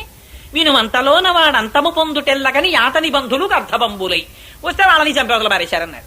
ఏం బలరాముడు చంపడమేం ధేనుకాసురుణ్ణి అంటే, తాడి పండ్లు గాడిద తిందో, ఇంకోళ్ళని తిన్నివ్వదు, వాడు దానం చేయడు, ఇంట్లో వాళ్ళని అనుభవించనివ్వడు. ఒరేయ్ తోటకూర రోటే పప్పేసుకోండి అంటాడు. ఇంట్లో ఉన్న కరివేపాకే పచ్చడి చేసుకోవాలి. పెరట్లో పెట్టిన పాదుకి పుచ్చిపోయిన వంకాయలు 2 ఉంటే పుచ్చు తీసి కూర ఉండాలి. బయట నుంచి 1/4 కిలో కాయగూర కూడా కొనకూడదు, అక్కడ పెరుగుతుండాలి డిపాజిట్. అసలు అమంగళమని విత్డ్రాయల్ ఫామ్ ఇంట్లో పెట్టుకోడు, ఎప్పుడు పేయింగ్ స్లిప్పులే ఇంట్లో పెట్టుకుంటాడు. ఇన్ని పెట్టుకుని ఇంత దాచేస్తున్నావు, ఆల్రైట్ తప్పేం కాదు, అది పుడుతోంది పెరుగుతోంది. కింవానేన ధనేన వాజికరి విప్రాప్తేన రాజ్యేన కింవా పుత్ర కలత్ర మిత్ర పశుభి దేహేన గేహేన కిం జ్ఞాతై తక్షణ భంగురం సపతిరో త్యాజ్యం మనోదూరత. ఇది ఉంటుందేమిటి? మాకురుధన జన యవ్వన గర్వం హరతి నిమేషత్ కాల సర్వం మాయామయమిదమఖిలం హిత్వ బ్రహ్మపదం తం ప్రవిశ విదిత్వ. ఇది పడిపోతుంది. దాన్ని పనిచేసుకునే వాళ్ళు పనిచేసుకుంటారు. ఒక్కనాడిలా పెట్టడం వచ్చిన చెయ్యి కాదు కాబట్టి ఆ సందులోనే ఇంటింటి ముందు నాలిక చాపుతూ నిలబడి ఉంటాడు. ఎందుకని పెట్టడం తెలియదు. ఇవాళ ఎంగిలి ప్రసాదం కోసం బయట నుంచి ఉంటాడు. ఉపాధి మారిందంతే. ఆకలి అదే, దప్పిక అదే, నిద్ర అదే, సంతానమదే, అన్ని అవి లక్షణాలు. అందుకని ప్రయత్నపూర్వకంగా నువ్వు కూడా నీ వెట్టి మూటలో కొంత క్రెడిట్కి పెట్టడం నేర్చుకో. ఇది బలరాముడు వచ్చి చంపాలి ఈ లోభగుణాన్ని. ఈ అహంకారం, దానికి సంబంధించినటువంటి లక్షణాలు మహాత్ముల యొక్క దర్శనంతో పోతాయి. అందుకని మణికవాటాన్ని మేము తీయకూడదు, నువ్వు తీయాలి.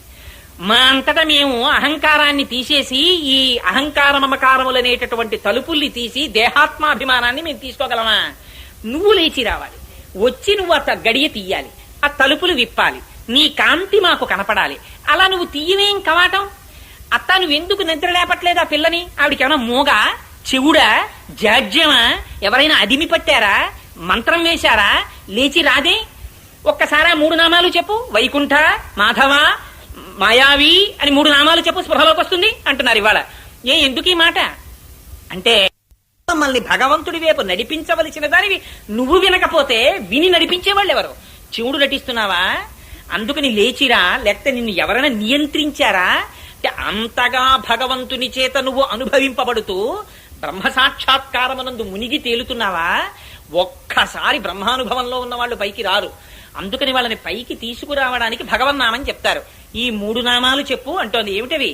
వైకుంఠ, ఎక్కడో వైకుంఠములో ఉన్నట్టుగా కనపడినప్పటికీ ఇక్కడి వారు ఒక్కసారి స్వామి అని పిలిచేటప్పటికి పరిగెత్తుకొచ్చేటటువంటి లక్షణమున్నవాడు ఇవాళ మననంద వ్రజంలో మన అందరి మధ్యలో ప్రాకృతమైన కన్నులతో చూడగలిగినటువంటి వాడి పుట్టి మన మధ్య పెరుగుతుంటే వాడి వ్రతం చెయ్యడానికి మేమందరం కలిసి వెడుతుంటే నువ్వు కూడా మాతో పాటు కలిసి వచ్చి మార్గదర్శకత్వమును వహించవలసిన దానివి కలిసి రాకుండా లోపల పడుకుంటావా? అందుకని లేచిరా. మాయావి, మాయ అంటే జగత్తే. కానీ ఇది భగవంతుడు లేకుండా మాయకి స్వతసిద్ధంగా అస్తిత్వం లేదు, ఆయనతో కలిసి ఉంటుంది. అందుకని జగత్ అంటే భగవత్ స్వరూపంగానే చూస్తారు పెద్దలు. ఎందుకని లోపల ఆయనే ఉన్నాడు కనుక, ఆయన ఉండి నియమిస్తున్నాడు కనుక. అటువంటి మాయాస్వరూపమై ఆశ్చర్యకరమైన శక్తి కలిగిన వాడై అంతటా ఉన్నవాడు ఇవాళ ఈ కన్నులతో చూడగలిగినటువంటి వాడిగా వచ్చాడు. అటువంటి ఆశ్చర్యకరమైనటువంటి కృష్ణుణ్ణి మాధవ అని పిలవమంది. మాధవ అంటే మా అంటే లక్ష్మీదేవి, ధౌడంటే భర్త. లక్ష్మీదేవికి భర్త అన్న నామం చెప్పమంది. ఆ మాట చెప్పడం ఎందుకు? లక్ష్మీదేవికి గుణం ఏమిటో తెలుసా అండి? పోత పోసిన వాత్సల్యం. ఆవిడికి ఇంకేమీ తెలియదు. హనుమ చెప్పేశారు సుందరకాండలో, ఆవిడ కళ్ళు ఎప్పుడు నలుపే, ఆవిడకి అసలు ఎరుపు జీరెక్కదు, ఆవిడికి కోపం లేదు. ఇంకా ఎప్పుడైనా పరమాత్మ కళ్ళు ఎర్రపడతాయిట. నిగ్రహ సమర్థుడు కాబట్టి, కర్మ ఫలప్రదాత కాబట్టి. అమ్మవారు మాత్రం ఎప్పుడు కన్నులు నల్లగా ఉండి వాత్సల్య గుణంతో ఉంటుందిట. అందుకే అమ్మవారి గురించి చెప్తే ఏ అమ్మవారికి లలితగా చెప్పండి, లక్ష్మిగా చెప్పండి, ఎలా చెప్పండి, ఆవిడిని కారుణ్యమే చెప్తారు. ఈశానాం జగతోస్య వెంకటపతేర్విష్ణోః పరాం ప్రేయసీం తద్వక్షస్థల నిత్యవాసరసికాం తక్షాంతి సంవర్ధినీం పద్మాలంకృత పాణిపల్లవ యుగాం పద్మాసనస్తాం శ్రియం వాత్సల్యాదిగుణోజ్వలాం భగవతీం వందే జగన్మాతరం. అమ్మా, నీకు వాత్సల్యం కారుణ్యం తప్ప ఇంకేం తెలియవమ్మా. ఎంత కారుణ్యమోట తెలుసా అండి లక్ష్మీదేవికి. ఆవిడ కారుణ్యం గురించి పరాశర భట్టరు శ్రీగుణరత్న కోశంలో ఒక పద్యం రాశారు. నిజంగా ఎంత అద్భుతమైన పాదం అంటేట, అమ్మవారు నాకు ఈ శ్లోకం శ్రీరంగం వెళ్లి అమ్మవారి దర్శనానికి వెళ్ళినప్పుడు ఆ శ్లోకం గుర్తొచ్చి మురిసిపోయాను నిజంగా. అమ్మవారు పద్మాననే పద్మవూరు పద్మాక్షి పద్మ సంభవే అని పద్మంలో పద్మాసనం వేసుకుని కూర్చోవలసినటువంటి తల్లి చేసింది యశోద. లేక పుట్టిన కొడుకు, అందుకని ఒక మంచం మీద పడుకోబెట్టింది, ముస్తాబు చేసింది. ఆ పక్కనే ఒక బండి ఉంది. పెడితే ఆయన పడుకున్నారు. ఓ పెద్ద ఉత్సవం చేస్తోంది, అభిషేకాలు జరుగుతున్నాయి, ఉన్నటువంటి బ్రాహ్మణులు వచ్చారు, వాళ్ళందరికీ దానాలు చేస్తోంది, అందరినీ పిలిచింది, భోజనాలు ఏర్పాటు చేసింది. ఇన్ని జరుగుతున్నాయి. కృష్ణ పరమాత్మ మాత్రం అక్కడ పడుకుని ఉన్నారు. చిన్న పిల్లవాడు. ఒక్కసారి ఆకలేసినటువంటి పిల్లవాడు లేచి ఎలా ఏడుస్తాడో అలా ఏడుపు మొదలెట్టారు. చంటి పిల్లలకు ఆకలేసిందనుకోండి, నిద్ర లేవగానే కుయ్యో కుయ్యో కుయ్యో కుయ్యో అని ఏడుపు మొదలెడతారు. అలా ఆయన కూడా లేచి ఏడుపు మొదలెట్టారు. బాలుండాకుని ఏడ్చుచు గిదిసి చనుకోరి కెరలి విలసయ మృదుచక్ర చాప రేఖాస్పద పదమున తన్నెనొక్క బండిన్ దండిన్ అన్నారు. ఆయన పాదంలోట శంఖరేఖ, చాపరేఖ, చక్రరేఖ ఇవన్నీ ఉన్నాయిట. రేఖామయధ్వజ చుతా కలశాత పత్ర వజ్రాంకుశాంబురుహ కల్పక శంఖ చక్రై అని పొద్దున స్వామి సుప్రభాతంలో చెప్తాం కదా. అటువంటి పాదంతో ఒక్కసారి ఆయనని సంహరించాలని అక్కడే ఉన్నటువంటి ఒక బండి మీదకి శకటాసురుడనేటటువంటి అసురుడు ఆవహించాడు. ఆ బండి వచ్చేస్తోంది సంహరిద్దామని. ఏమీ తెలియని పిల్లవాళ్ళ ఒక్కసారి తన కాలెత్తి ఆ బండికి ఇలా తగిలించారు. ఆ బండి ఆకాశానికి ఎగిరిపోయి కింద పడిపోయింది, విరిగిపోయింది శుభ్రంగా. ఆ రాక్షసుడు మరణించాడు. ఎక్కడో ఉంది పాపం యశోద. పరిగెత్తుకుంటూ వచ్చింది. వచ్చి చూసింది. అయ్యో ఇదేమిటి, ఈ బండి ఏమిటి అంత ఎత్తి ఎగిరిపోయింది ఏమిటి అని అడిగింది.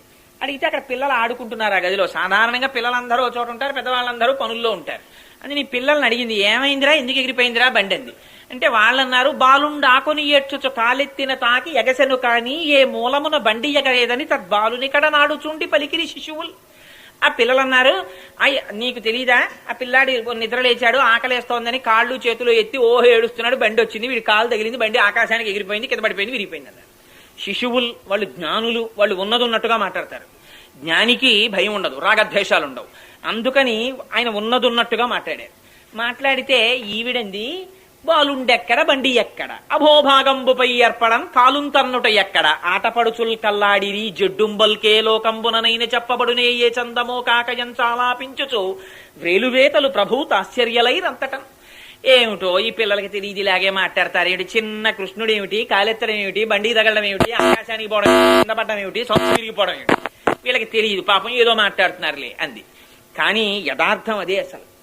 అని ఎంత ప్రేమ అంటే ఆ యశోదకి, అలసితివి కదన్న యా కొంటివి కదన్న మంచియన్న ఎట్పు మానుమన్న చన్ను కుడువుమన్న సంతసపడుమన్న అనుచు చన్ను కుడిపే అర్భకునకు. అయ్యో నాన్న చాలా ఆలస్యమైపోయిందిరా, అక్కడ నేనేమో ఆ కార్యక్రమంలో ఉండిపోయినరా, నీకు ఆకలేసిందిరా, ఏడిచావురా, కాలెత్తావురా, బండి పడిపోయిందిరా, ఎన్ని గండాలరా నాన్న నీకు, పాలు తాగరా అని. ఇది ప్రేమ అంటే ఎంత భక్తో చూడండి. భగవంతుణ్ణి రక్షించుకోవాలన్న అపారమైన భక్తి. అందుకని శకటాసుర భంజనాన్ని తీసుకుంది అమ్మవారి ఇవాళ. తీసుకుని అదిగో అలా పాలిస్తోంది యశోద. మరి శకటాసురుణ్ణి చంటి పిల్లవాడు పువ్వుల పొట్లం లాంటి పాదం, దాంతో తన్ని సంహరించడం ఏమిటి అంటే దాని యొక్క అంతరార్థం వేరు. ష అంటే సుఖము, శం అన్న అక్షరానికి సుఖమని పేరు. నిరతిశయమైనటువంటి సుఖస్వరూపుడు పరమాత్మ. ఆయన ఇక్కడున్నారు, ఎక్కడో లేరు. నీవారస్సూకవత్తన్వీ పీతాభాస్వత్యనూపమా అని రోజు మంత్రపుష్పంలో చెప్తాం. స్వామి ఇక్కడే ఉన్నావయ్యా, బొడ్డులో చిటికిన వేలు పెట్టుకుని పైకి బొటన వేలు పెడితే ఆ బొటన వేలు ఎక్కడ తగులుతోందో అక్కడ వంగినటువంటి పద్మానికి చెట్ట చివర వెలిగేటటువంటి చిన్న కాంతి పుంజంలో తస్య మధ్యే శిఖాయా మధ్యే పరమాత్మ వ్యవస్థిత, ఆ మధ్యలో చిన్న కాంతి బిందువులో నువ్వు వెలిగిపోతున్నావు. అదే తిరియగూర్ధమదశ్చైవ, పైకి కిందకి పక్కలకి కాంతి కొడుతోంది. నీ ఇష్టం దాన్ని ఏ పేరు పెట్టి విలువ, బ్రహ్మస్స శివస్స హరిశ్చేంద్ర సోక్షర పరమస్వరాట్ రాజాధిరాజాయ ప్రసయ్య సాహిని అని రోజు చెప్తున్నావు. కొడుకు అందుకని ఒక మంచం మీద పడుకోబెట్టింది, ముస్తాబు చేసింది. ఆ పక్కనే ఒక బండి ఉంది. పెడితే ఆయన పడుకున్నారు. ఓ పెద్ద ఉత్సవం చేస్తోంది, అభిషేకాలు జరుగుతున్నాయి, వచ్చినటువంటి బ్రాహ్మణులు వచ్చారు, వాళ్ళందరికీ దానాలు చేస్తోంది, అందరినీ పిలిచింది, భోజనాలు ఏర్పాటు చేసింది. ఇన్ని జరుగుతున్నాయి. కృష్ణ పరమాత్మ మాత్రం అక్కడ పడుకుని ఉన్నారు. చిన్న పిల్లవాడు, ఒక్కసారి ఆకలేసినటువంటి పిల్లవాడు లేచి ఎలా ఏడుస్తాడో అలా ఏడుపు మొదలెట్టారు. చంటి పిల్లలకు ఆకలేసిందనుకోండి, నిద్ర లేవగానే కుయ్యో కుయ్యో కుయ్యో కుయ్యో అని ఏడుపు మొదలెడతారు. అలా ఆయన కూడా లేచి ఏడుపు మొదలెట్టారు. బాలుండాకుని ఏడ్చుచు గిదిసి చనుకోరి కెరలి విలసయ మృదుచక్ర చాప రేఖాస్పద పదమున తన్నెనొక్క బండిన్ దండిన్ అన్నారు. ఆయన పాదంలోట శంఖరేఖ, చాపరేఖ, చక్రరేఖ ఇవన్నీ ఉన్నాయిట. రేఖామయధ్వజుధా కలశాత పత్ర వజ్రాంకుశాంబురుహ కల్పక శంఖ చక్రై అని పొద్దున స్వామి సుప్రభాతంలో చెప్తాం కదా. అటువంటి పాదంతో ఒక్కసారి ఆయనని సంహరించాలని అక్కడే ఉన్నటువంటి ఒక బండి మీదకి శకటాసురుడనేటటువంటి అసురుడు ఆవహించాడు. ఆ బండి వచ్చేస్తోంది సంహరిద్దామని. ఏమీ తెలియని పిల్ల ఒక్కసారి తన కాలెత్తి ఆ బండికి ఇలా తగిలించారు. ఆ బండి ఆకాశానికి ఎగిరిపోయింది. ఎగిరిపోయి కింద పడిపోయింది, విరిగిపోయింది శుభ్రంగా. ఆ రాక్షసుడు మరణించాడు. ఎక్కడో ఉంది పాపం యశోద. పరిగెత్తుకుంటూ వచ్చింది. వచ్చి చూసింది. అయ్యో ఇదేమిటి, ఈ బండి ఏమిటి అంత ఎత్తి ఎగిరిపోయింది ఏమిటి అని అడిగింది. అడిగితే అక్కడ పిల్లలు ఆడుకుంటున్నారు ఆ గదిలో. సాధారణంగా పిల్లలందరూ ఒక చోట ఉంటారు, పెద్దవాళ్ళందరూ పనుల్లో ఉంటారు. అది నీ పిల్లల్ని అడిగింది, ఏమైందిరా, ఎందుకు ఎగిరిపోయిందిరా బండి అంది. అంటే వాళ్ళన్నారు, బాలుండాకుని ఏడ్చుచు కాలెత్తిన తాకి ఎగసెను కానీ ఏ మూలమున బండి ఎగరేదని తద్బాలునికడ నాడుచుండి పలికిరి శిశువులు. ఆ పిల్లలన్నారు, అయ్య నీకు తెలీదా, ఆ పిల్లాడి నిద్ర లేచాడు, ఆకలేస్తోందని కాళ్ళు చేతులు ఎత్తి ఓహో ఏడుస్తున్నాడు, బండి వచ్చింది, వీడి కాలు తగిలింది, బండి ఆకాశానికి ఎగిరిపోయింది, కింద పడిపోయింది, విరిగిపోయింది అన్నారు. శిశువులు వాళ్ళు జ్ఞానులు, వాళ్ళు ఉన్నది ఉన్నట్టుగా మాట్లాడతారు. జ్ఞానికి భయం ఉండదు, రాగద్వేషాలు ఉండవు. అందుకని ఆయన ఉన్నది ఉన్నట్టుగా మాట్లాడారు. మాట్లాడితే ఈవిడంది, బాలుండెక్కడ బండి ఎక్కడ, అభోభాగంబుపై ఏర్పడం కాలుంతన్నుట ఎక్కడ, ఆటపడుచుల్ కల్లాడిరి జడ్డుంబల్కే లోకంబుననైన చెప్పబడునే ఏ చందమో కాకయం చాలాపించుచు వ్రేలువేతలు ప్రభూతాశ్చర్యలైరంతటం. ఏమిటో ఈ పిల్లలకి తెలియదు, ఇలాగే మాట్లాడతారు. ఏమిటి చిన్న కృష్ణుడు ఏమిటి, కాలెత్తడం ఏమిటి, బండి తగలడం ఏమిటి, ఆకాశానికి పడడం ఏమిటి, తిరిగిపోవడం ఏమిటి, వీళ్ళకి తెలియదు, పాపం ఏదో మాట్లాడుతున్నారులే అంది. కానీ యథార్థం అదే అసలు. అని ఎంత ప్రేమ అంటే ఆ యశోదకి, అలసితివి కదన్న యాకొంటివి కదన్న మంచియన్న ఎట్పు మానుమన్న చన్ను కుడువుమన్న సంతసపడుమన్న అనుచు చన్ను కుడిపే అర్భకునకు. అయ్యో నాన్న చాలా ఆలస్యమైపోయిందిరా, అక్కడ నేనేమో ఆ కార్యక్రమంలో ఉండిపోయినరా, నీకు ఆకలేసిందిరా, ఏడిచావురా, కాలెత్తావురా, బండి పడిపోయిందిరా, ఎన్ని గండాలరా నాన్న నీకు, పాలు తాగరా అని. ఇది ప్రేమ అంటే ఎంత భక్తో చూడండి. భగవంతుణ్ణి రక్షించుకోవాలన్న అపారమైన భక్తి. అందుకని శకటాసుర భంజనాన్ని తీసుకుంది అమ్మవారి ఇవాళ. తీసుకుని అదిగో అలా పాలిస్తోంది యశోద. మరి శకటాసురుణ్ణి చంటి పిల్లవాడు పువ్వుల పొట్లం లాంటి పాదం దాంతో తన్ని సంహరించడం ఏమిటి అంటే దాని యొక్క అంతరార్థం వేరు. ష అంటే సుఖము, శం అన్న అక్షరానికి సుఖమని పేరు. నిరతిశయమైనటువంటి సుఖస్వరూపుడు పరమాత్మ. ఆయన ఇక్కడున్నారు, ఎక్కడో లేరు. నీవారస్సూకవత్తన్వీ పీతాభాస్వత్యనూపమా అని రోజు మంత్రపుష్పంలో చెప్తాం. స్వామి ఇక్కడే ఉన్నావయ్యా, బొడ్డులో చిటికిన వేలు పెట్టుకుని పైకి బొటన వేలు పెడితే ఆ బొటన వేలు ఎక్కడ తగులుతోందో అక్కడ వంగినటువంటి పద్మానికి చెట్ట చివర వెలిగేటటువంటి చిన్న కాంతి పుంజంలో తస్య మధ్యే శిఖాయా మధ్యే పరమాత్మ వ్యవస్థిత, ఆ మధ్యలో చిన్న కాంతి బిందువులో నువ్వు వెలిగిపోతున్నావు. అదే తిరియగూర్ధమదశ్చైవ, పైకి కిందకి పక్కలకి కాంతి కొడుతోంది. నీ ఇష్టం దాన్ని ఏ పేరు పెట్టి విలువ, బ్రహ్మస్స శివస్స హరిశ్చేంద్ర సోక్షర పరమస్వరాట్ రాజాధిరాజాయ ప్రసయ్య సాహిని అని రోజు చెప్తున్నాం. ఇక్కడే ఉన్నాడు ఆయన. ఇక్కడే ఉంటే ఈయనని తెలుసుకోవడం ఆనందం. అందుకొచ్చింది ఈ శరీరం. మళ్ళీ శంఖం దగ్గరికి వెడుతోంది. శంఖం అది చెప్తోంది, దీనికి పరమాత్మకి ఉన్న సంబంధం చెప్తోంది. దాన్ని విడతీసింది కట అంటే విడదీయడం. విడదీయడం ఈ శరీరం చేసింది. ఎందుకు చేసింది? దీనికో 2 చక్రాలు ఉన్నాయి. ఈ రెండు చక్రాలతోటి ఇది పాప ఫలము పుణ్యఫలము ఈ రెండింటినీ అందుకోవడానికి తిరుగుతుంటుంది ఈ శకటం, ఈ బండి. ఈ పాపఫలం పుణ్యఫలం అనేటటువంటి రెండు చక్రాలతో తిరుగుతూ ఉంటుంది. ఈ బండి ఎంతకాలం ఉంటుందో అంతకాలం పాపం పుణ్యం ఉంటుంది. ఈ బండి ఉండడం అంటే ఏమంటే ఇది అయిపోతే ఇంకా మోక్షమేనా అని కాదు. ఈ బండి యందు నీకు ఎంతకాలం లగ్నమై ఉన్నావో అంతకాలం నీకు సంసారం ఉన్నట్టే. ఎప్పుడు దీని లోపల ఉన్నటువంటి వాణ్ణి గుర్తిరిగితే ఆనాడు నువ్వు తెలుసుకోవలసినటువంటి దాన్ని తెలుసుకున్నట్టు. అది తెలుసుకోనంత కాలం, దీని మీద మోహం పెట్టుకున్నంత కాలం అది సుఖము నుంచి విడతీస్తుంది. అందుకని ఆయన్ని నమ్ముకున్నారు గోపికలు. ఆయన అంటే అపారమైన ప్రేమ. వాళ్ళకి కృష్ణుడు భగవానుడు అని తెలియనక్కర్లేదు కూడా. ఇది భగవానుడు అని వాళ్ళకి తెలియదు, కానీ తెలియకుండానే వాళ్ళు భగవత్కైంకర్యం చేశారు. ఆ చెయ్యడం చేత వాళ్ళ విరోధుల్ని సంహరించాడు, తనని తాను తన వాళ్ళకి దక్కించుకున్నాడు.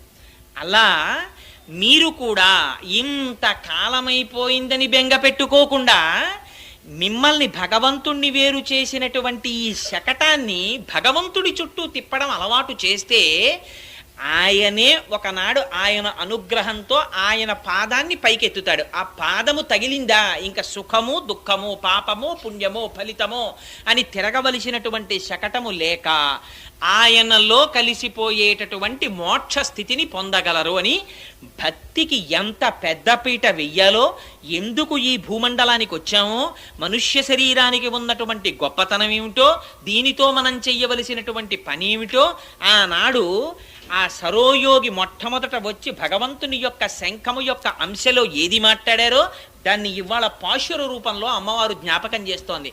ఇది ఆళ్వారుల దర్శనం చేయడం అంటే. లోపల ఆలయంలోకి వెళ్ళిపోతూ వాళ్ళు కనపడితే ఒకసారి ఇలా అనేసి వెళ్ళిపోవడం ఆళ్వారుల దర్శనం కాదు. వారు చెప్పినటువంటి మాటలని ఒక్కసారి స్మృతిలోకి తెచ్చుకొని, అందుకని ఒక్కసారి భూతం సరశ్చ మహదాహ్వయభట్టనాథ శ్రీభక్తి సారకులశేఖర యోగి వాహాన్ అని ఆ లోపల వాళ్ళు ప్రతి వాళ్ళ జీవితం, వాళ్ళు చెప్పిన మాటలు మీకు 9వ పాశురం 10వ పాశురం చెప్పినప్పుడు అందులో రహస్యం చెప్తా. 3 ఆళ్వార్లు కలిసి నిలబడితే పరమాత్మ మధ్యలోకి వచ్చి నిలబడ్డారు. ఆ భక్తి వాళ్ళు ఎలా దర్శనం చేశారో ఒక్కొక్కళ్ళు ఒక్కొక్క రకం దీపం పెట్టి చూశారు శ్రీమన్నారాయణుణ్ణి. అలా ఎలా పెట్టారో దీపాలు, ఆ దీపం పెట్టడంలో ఉన్న రహస్యం ఏమిటో అందులో మొట్టమొదటి మహాపురుషుడు ఆ సరోయోగి. అందుకని తల్లి ఇవాళ వారిని కీర్తన చేస్తూ, అదిగో అటువంటి శకటాసురుణ్ణి పూతనని సంహరించినటువంటి ఆ కృష్ణ పరమాత్మ ఆ క్షీరసాగరమునందు శయనించినటువంటి శ్రీమన్నారాయణుడి కన్నా భిన్నం కాడు. ఆయనే ఈయన. అందుకని ఆయన రూపగుణ విభూతులతో కళ్యాణ గుణములే ఆ పాలు.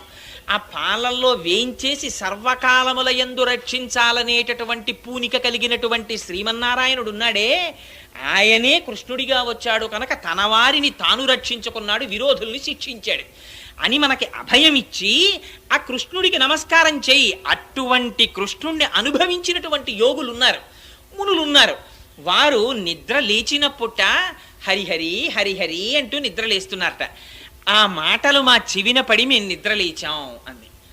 ఏమిటది? అది బాహ్యంలో చూస్తే ఏమిటండి వాళ్ళు ఏమిటో లేవడం ఏమిటి, వాళ్ళు హరిహరి అనడం ఏమిటి, వీళ్ళ చెవిలో పడడం ఏమిటి, వీళ్ళు నిద్ర లేవడం ఏమిటి అనిపిస్తుంది. దీనికి మీకు చాలా తేలికగా అర్థం అవ్వడానికి ఉపమానం 9 నెలలు నిండిపోయినటువంటి గర్భిణి పడుకుని ఉందనుకోండి.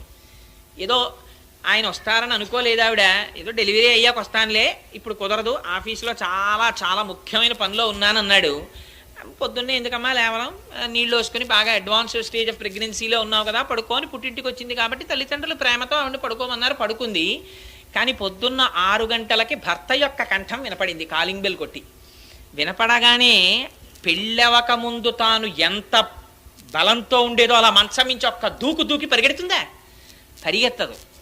మెల్లమెల్లగా మంచం మించి లేచి కిందకి దిగి మనస్సులో సంతోషం, పైకి నడక మాత్రం జాగ్రత్తగా అడుగులో అడుగు వేసుకుంటూ గబగబా వచ్చి ఆయన్ని చూస్తుంది. ఎందుకు ఇంతకాలం ఆ భర్త యందు అంత అపేక్ష ఉన్నా ఇవాళ ఎందుకు గబగబా అడుగులు వేసి రాదు?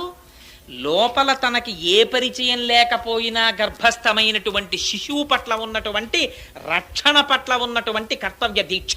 లోపల పిల్లాడున్నాడు, అమ్మో అంత గబగబా వెడితే వాడికి ఏమవుతుందో అన్న బెంగే. ఇన్ని కడవల నీళ్లు తల మీద పెట్టుకున్నా ఆడవాళ్ళు ఒకళ్ళు మాట్లాడుకుంటూ వెళ్ళిపోతుంటారు పల్లెటూళ్ళల్లో. వాళ్ళు వెళ్ళిపోతున్నా మాట్లాడుకుంటున్నా వాళ్ళకి తల మీద ఉన్న కుండ మీద దృష్టి ఉంటుంది. అందుకు నాకు కుండ పడదు. మాటలు వెళ్ళిపోతుంటాయి, కుండ మీద దృష్టి ఉంటుంది. అలా లోపల ఉన్నటువంటి పిండాన్ని రక్షించుకోవడంలో ఏ సర్వకాలముల యందు దృష్టి ఉంటుంది. అలా జాగృతిలో ఉన్నా, స్వప్నంలో ఉన్నా, సుషుప్తిలో ఉన్నా ఆయననే తలుచుకోవడం అలవాటైన వాళ్ళు లేచి ఒక్కసారి ఆహా స్వామి స్వామి స్వామి అని మళ్ళీ ఆ వైభవాన్ని తలుచుకుంటూ ఇక్కడే ఉన్నాడు స్వామిని. ఆ ప్రహ్లాదుడు కొండ కొమ్ము మించి కింద పడిపోతూ లక్ష్మీనారాయణులకి దెబ్బ తగులుతుందని గుండెలు పట్టు కింద పడిపోయాడు. ఆయనకి దెబ్బలు తగులుతాయని కాదు, వాళ్ళకి దెబ్బలు తగులుతాయని. అందుకని వాళ్ళు వైకుంఠం నుంచి గబగబా చేతులు చాపి లక్ష్మీనారాయణులు పట్టుకున్నారు. అలా ఇక్కడే పరమాత్మని దర్శించి పొంగిపోయేటటువంటి మనస్సుతో చెప్పకుండా ఉండలేక భగవన్నామని చెప్పగలిగినటువంటి మహాయోగి పురుషులైనటువంటి వారు పలికేటటువంటి మాటలు మా చెవులలో పడి మేము నిద్రలేచాం. అంటే ఇది బాహ్య నిద్ర, తామస నిద్ర, లేకపోతే జీవితానికి ప్రయోజనం నేర్చుకోవడమా? జీవిత ప్రయోజన సిద్ధి. అటువంటి సిద్ధిని తాను ఆచరించినట్లు చూపిస్తూ వ్రతాన్ని మిషపెట్టి మన జీవితానికి మార్గదర్శకమైనటువంటి ఉపదేశాన్ని తల్లి ఇవాళ చేస్తోంది. అందుకని లోపల పడుకున్న ఓ గోపిక, నువ్వు ఒక్కదానివి బ్రహ్మానందం అనుభవించడము కాదు, 10 మందితో కలిసి అనుభవించడం పరిపూర్ణత. అందుకని లేచిరా అని పిలుస్తూ ఆ పాశురము లోపల ఇన్ని అర్థాల్ని నిక్షేపించి బాహ్యమునందు మనకి ఇంత బోధ ఆ తల్లి చేసినది. వేరొక పాశురాన్ని విజ్ఞాపన చేసి ఆపేస్తాను. మిమ్మల్ని ఎవరిని ఇబ్బంది పెట్టనో అనుకున్న టైంకే పంపించేస్తాను. అమ్మా ఇంకొక పాశురాన్ని విజ్ఞాపన చేయి. నువ్వు చదవడం నాకు కొంచెం విశ్రాంతి అనుమోయ్. கீச்சு கீச்சென்றெங்கும் ஆனை சாத்தன் கலந்து பேசின பேச்சரவம் கேட்டிலையோ பெய்ப்பெண்ணே காசும் பிறப்பும் கலகலப்ப கைபேர்த்து வாசனருங்குழல் ஆய்ச்சியர் மத்தினால் ஓசைப்படுத்த தைரரவம் கேட்டிலையோ நாயகப் பெண் பிள்ளாய் நாராயணன் மூர்த்தி கேசவனை பாடவும் நீ கேட்டே கிடத்தியோ தேசமுடையாய் திரவேலோ రెంపావాయ్.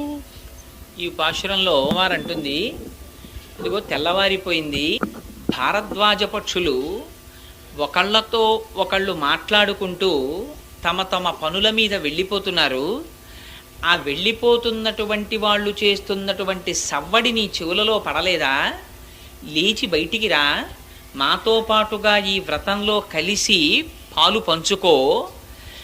అదిగో మాకు ఇవాళ ఈ వ్రతంలో పాల్గొనడానికి మాకు ఎలా తెలివి వచ్చింది అని నువ్వు అనుకుంటున్నావేమో.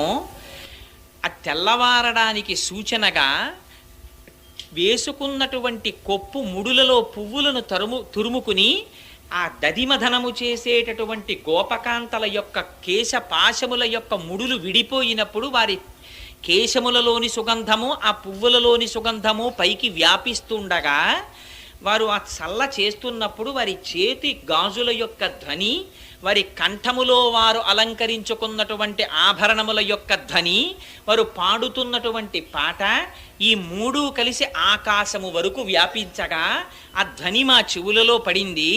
ఆ ధ్వని విని నువ్వు లేచి రావద్దా? ఆ శ్రీమన్నారాయణుడే ఇవాళ సర్వ పదార్థముల యందు వ్యాపించినటువంటి శ్రీమన్నారాయణుడు ఈ కంటితో దర్శించడానికి వీలైనటువంటి ఒక మూర్తిగా శ్రీకృష్ణ భగవానుడిగా వచ్చి కేసి అనే రాక్షసుణ్ణి చంపి కేశవా అన్న నామముతో మా చేత కీర్తించబడగా నువ్వు నీ యొక్క ప్రకాశము మా కంటికి కనపడని విధముగా పరిహరించి తలుపు వేసుకుని పడుకోవడం బాగులేదు. పిన్న అంటే ఓ పిచ్చి పిల్ల, తలుపు తెరిచి నీ కాంతి ప్రసరణము మా కంటికి కనపడేటట్టుగా దర్శనమిచ్చి మాతో పాటు వ్రతమునందు పాల్గొనెదవుగాక అని సమాశ్వాసిస్తూ ఈ పాశురాన్ని అమ్మవారు విజ్ఞాపన చేస్తుంది. ఇందులో ఈ పాశురంలో భారద్వాజ పక్షులు తెల్లవారగానే బయలుదేరుతున్నాయంటుంది. ఇందులో ఆ తల్లి ఎన్ని మాటలు చెప్పినా ఆ పక్షుల గురించే ప్రస్తావన చేస్తుంది. ఇందాకటి పాశురంలో సరోయోగి గురించి మాట్లాడింది.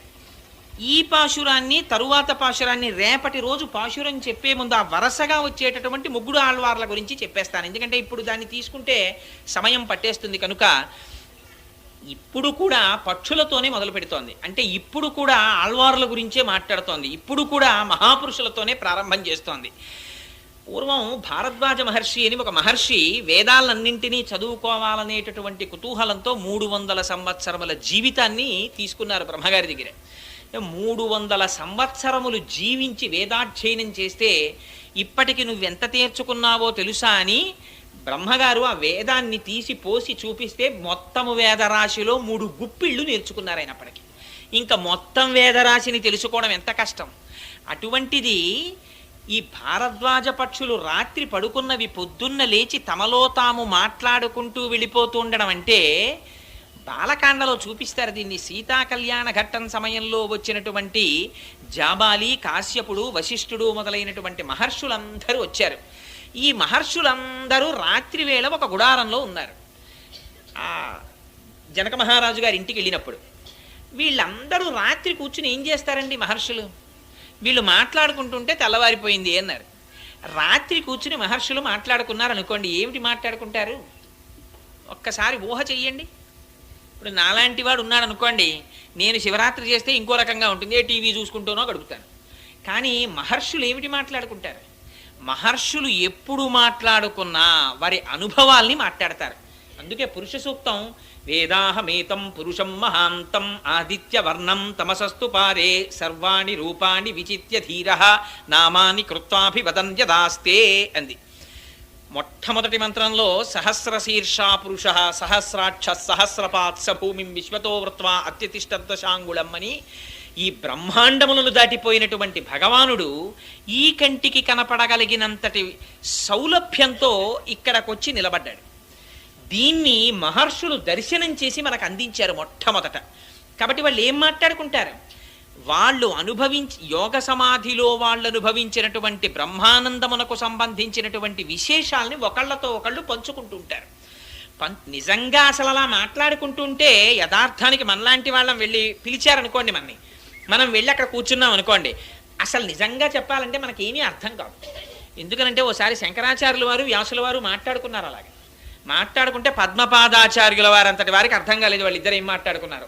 శంకర సాక్షాత్ అని ఆ శంకరుడిగా వచ్చారు, శ్రీ మహావిష్ణువు వ్యాసులుగా వచ్చారు, మీ ఇద్దరు మాట్లాడుకుంటుంటే మాకేం అర్థం అవుతుందని పద్మపాదాచార్యుల వారంతటి వారు అనవలసి వచ్చింది. అందుకని ఆ మహర్షులకి తెలుస్తుంది. అటువంటి మహాపురుషులు మళ్ళీ విడిపోయి లౌకికమైనటువంటి కార్యక్రమమునందు ప్రవర్తించినట్టుగా నటించి తిరిగేటప్పుడు వారు తమ అనుభవములను ఒకరితో ఒకరు పంచుకుని వెళ్ళిపోతుంటారు. ఇవాళ మార్గశీర్ష స్నానం అనేటటువంటి మిషతో నిత్య పరమేశ్వర సంశ్లేషమును అనుభవించవలసినటువంటి వారికి వినబడవలసినటువంటి మాటలవి. ఆ మాటలు నీ చెవిన పడడం లేదా? నువ్వెందుకు లేచి రాలేదు? పిచ్చి పిల్ల అని పిలిచారు. పిచ్చి పిల్ల అంటే అది దూషించడానికో నిందించడానికో లేకపోతే అధిక్షేపించడానికో వాడినటువంటి మాట కాదు. ఈ లోపల పడుకుని ఉన్నటువంటి గోపిక అపారమైనటువంటి బ్రహ్మనిష్ట కలిగి బ్రహ్మానందాన్ని పొందుతున్న గోపిక. కానీ తాను బయటికి వచ్చి మిగిలిన గోపికలతో కలిగడము చేత తన బ్రహ్మానందమునకు అంతరాయం ఏర్పడుతుందనేటటువంటి భావనతో 10 మందితో ఆ భగవంతుని యొక్క రూపగుణ విభూతుల యొక్క అనుభవాన్ని పంచుకోవడానికి ఇచ్చగించని పిల్ల. అందుకని అలా ఉండడం, ఏకాంతమునందు ఉండడం, 10 మందితో కలియకపోవడం ప్రయోజనం కాదు. నువ్వు 10 మందితో కలియాలి, అందుకని రా అంటారు. ఇది నిజంగా కూడా మహాపురుషులు అలా వస్తారేమో అనిపిస్తుంది మనకి. లేకపోతే వాళ్ళు రావలసిన అవసరం కూడా లేదు. ఎందుచేత అంటే రమణ మహర్షి సిద్ధిని పొందినవారు. అటువంటి మహాపురుషుడు వచ్చి ఎప్పుడో ఒక్కసారి నోరు విప్పి మాట్లాడుతుండేవారు. మాట్లాడుతుంటే ఒక ఆయన వెళ్ళి అడిగారు, మీరు గొప్ప తపస్సు చేశారు, బ్రహ్మానందాన్ని అనుభవించారు, ఆత్మస్థితిని పొందారు, కానీ మీరు తిరువణ్ణామలై విడిచిపెట్టి రారు, ఈ కొండ మీద కూర్చుంటారు, ఏమిటి ప్రయోజనం ప్రపంచానికి? మీరు ఇలా ఉండడం వల్ల ప్రపంచానికి ఏమైనా ప్రయోజనం ఉందా అని అడిగారు.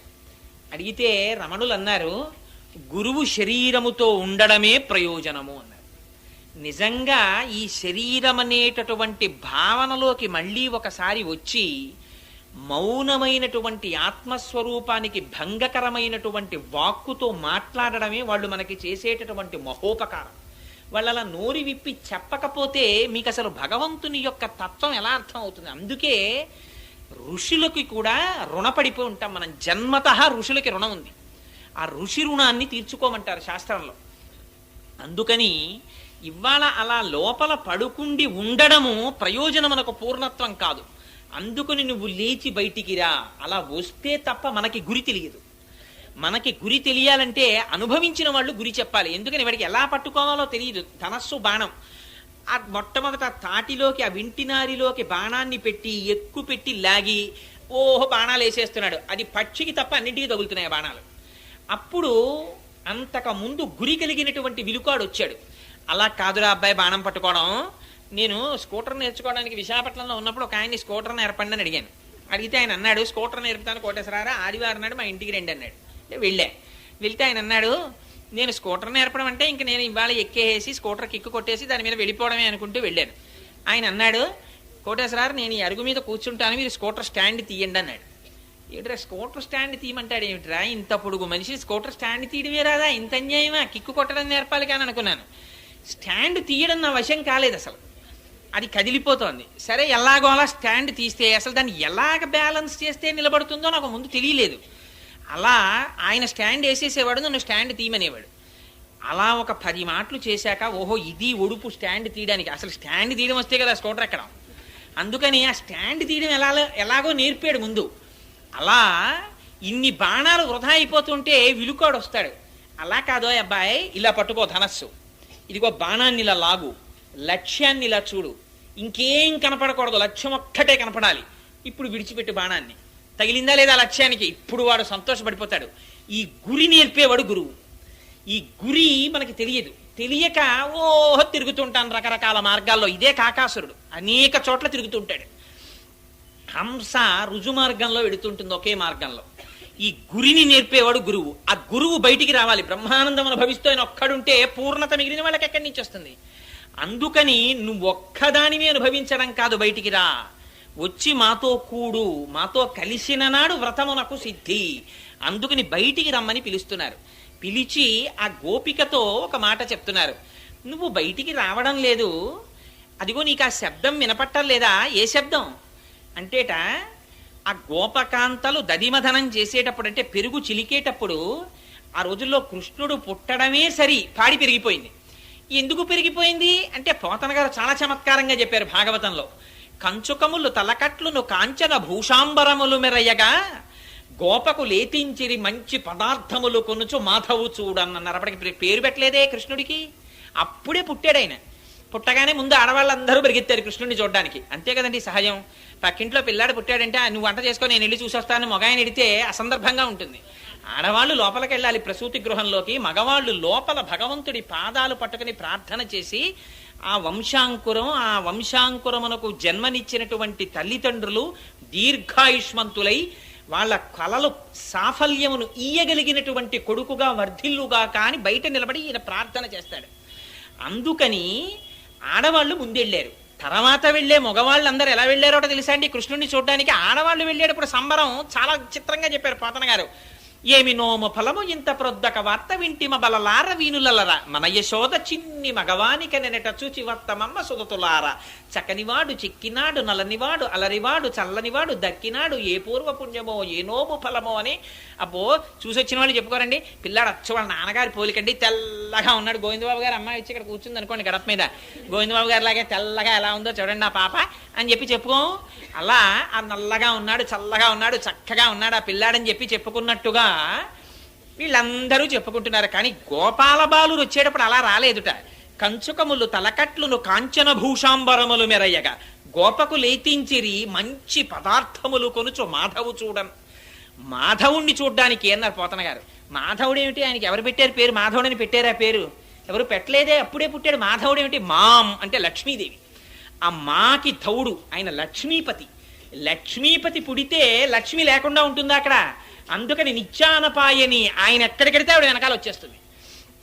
అందుకని ఆవిడ కూడా ఆయన వెనకాతలే వచ్చేసింది. ఇది నిన్నటి రోజున యమునా నది రేవు గుర్తుగా కలిగిన వాడంటారు. శ్రీ మహావిష్ణువు వెడితే ఆయన వెంట వెళ్ళిపోయేవి కొన్ని ఉంటాయి. ఆయనతో పాటు విరజానది వస్తుంది. ఆయన రాముడిగా వస్తే గోదావరిగా వచ్చింది, ఆయన కృష్ణుడిగా వస్తే యమునా నదిగా వచ్చింది. అందుకని అదొక గుర్తు ఆయనకి.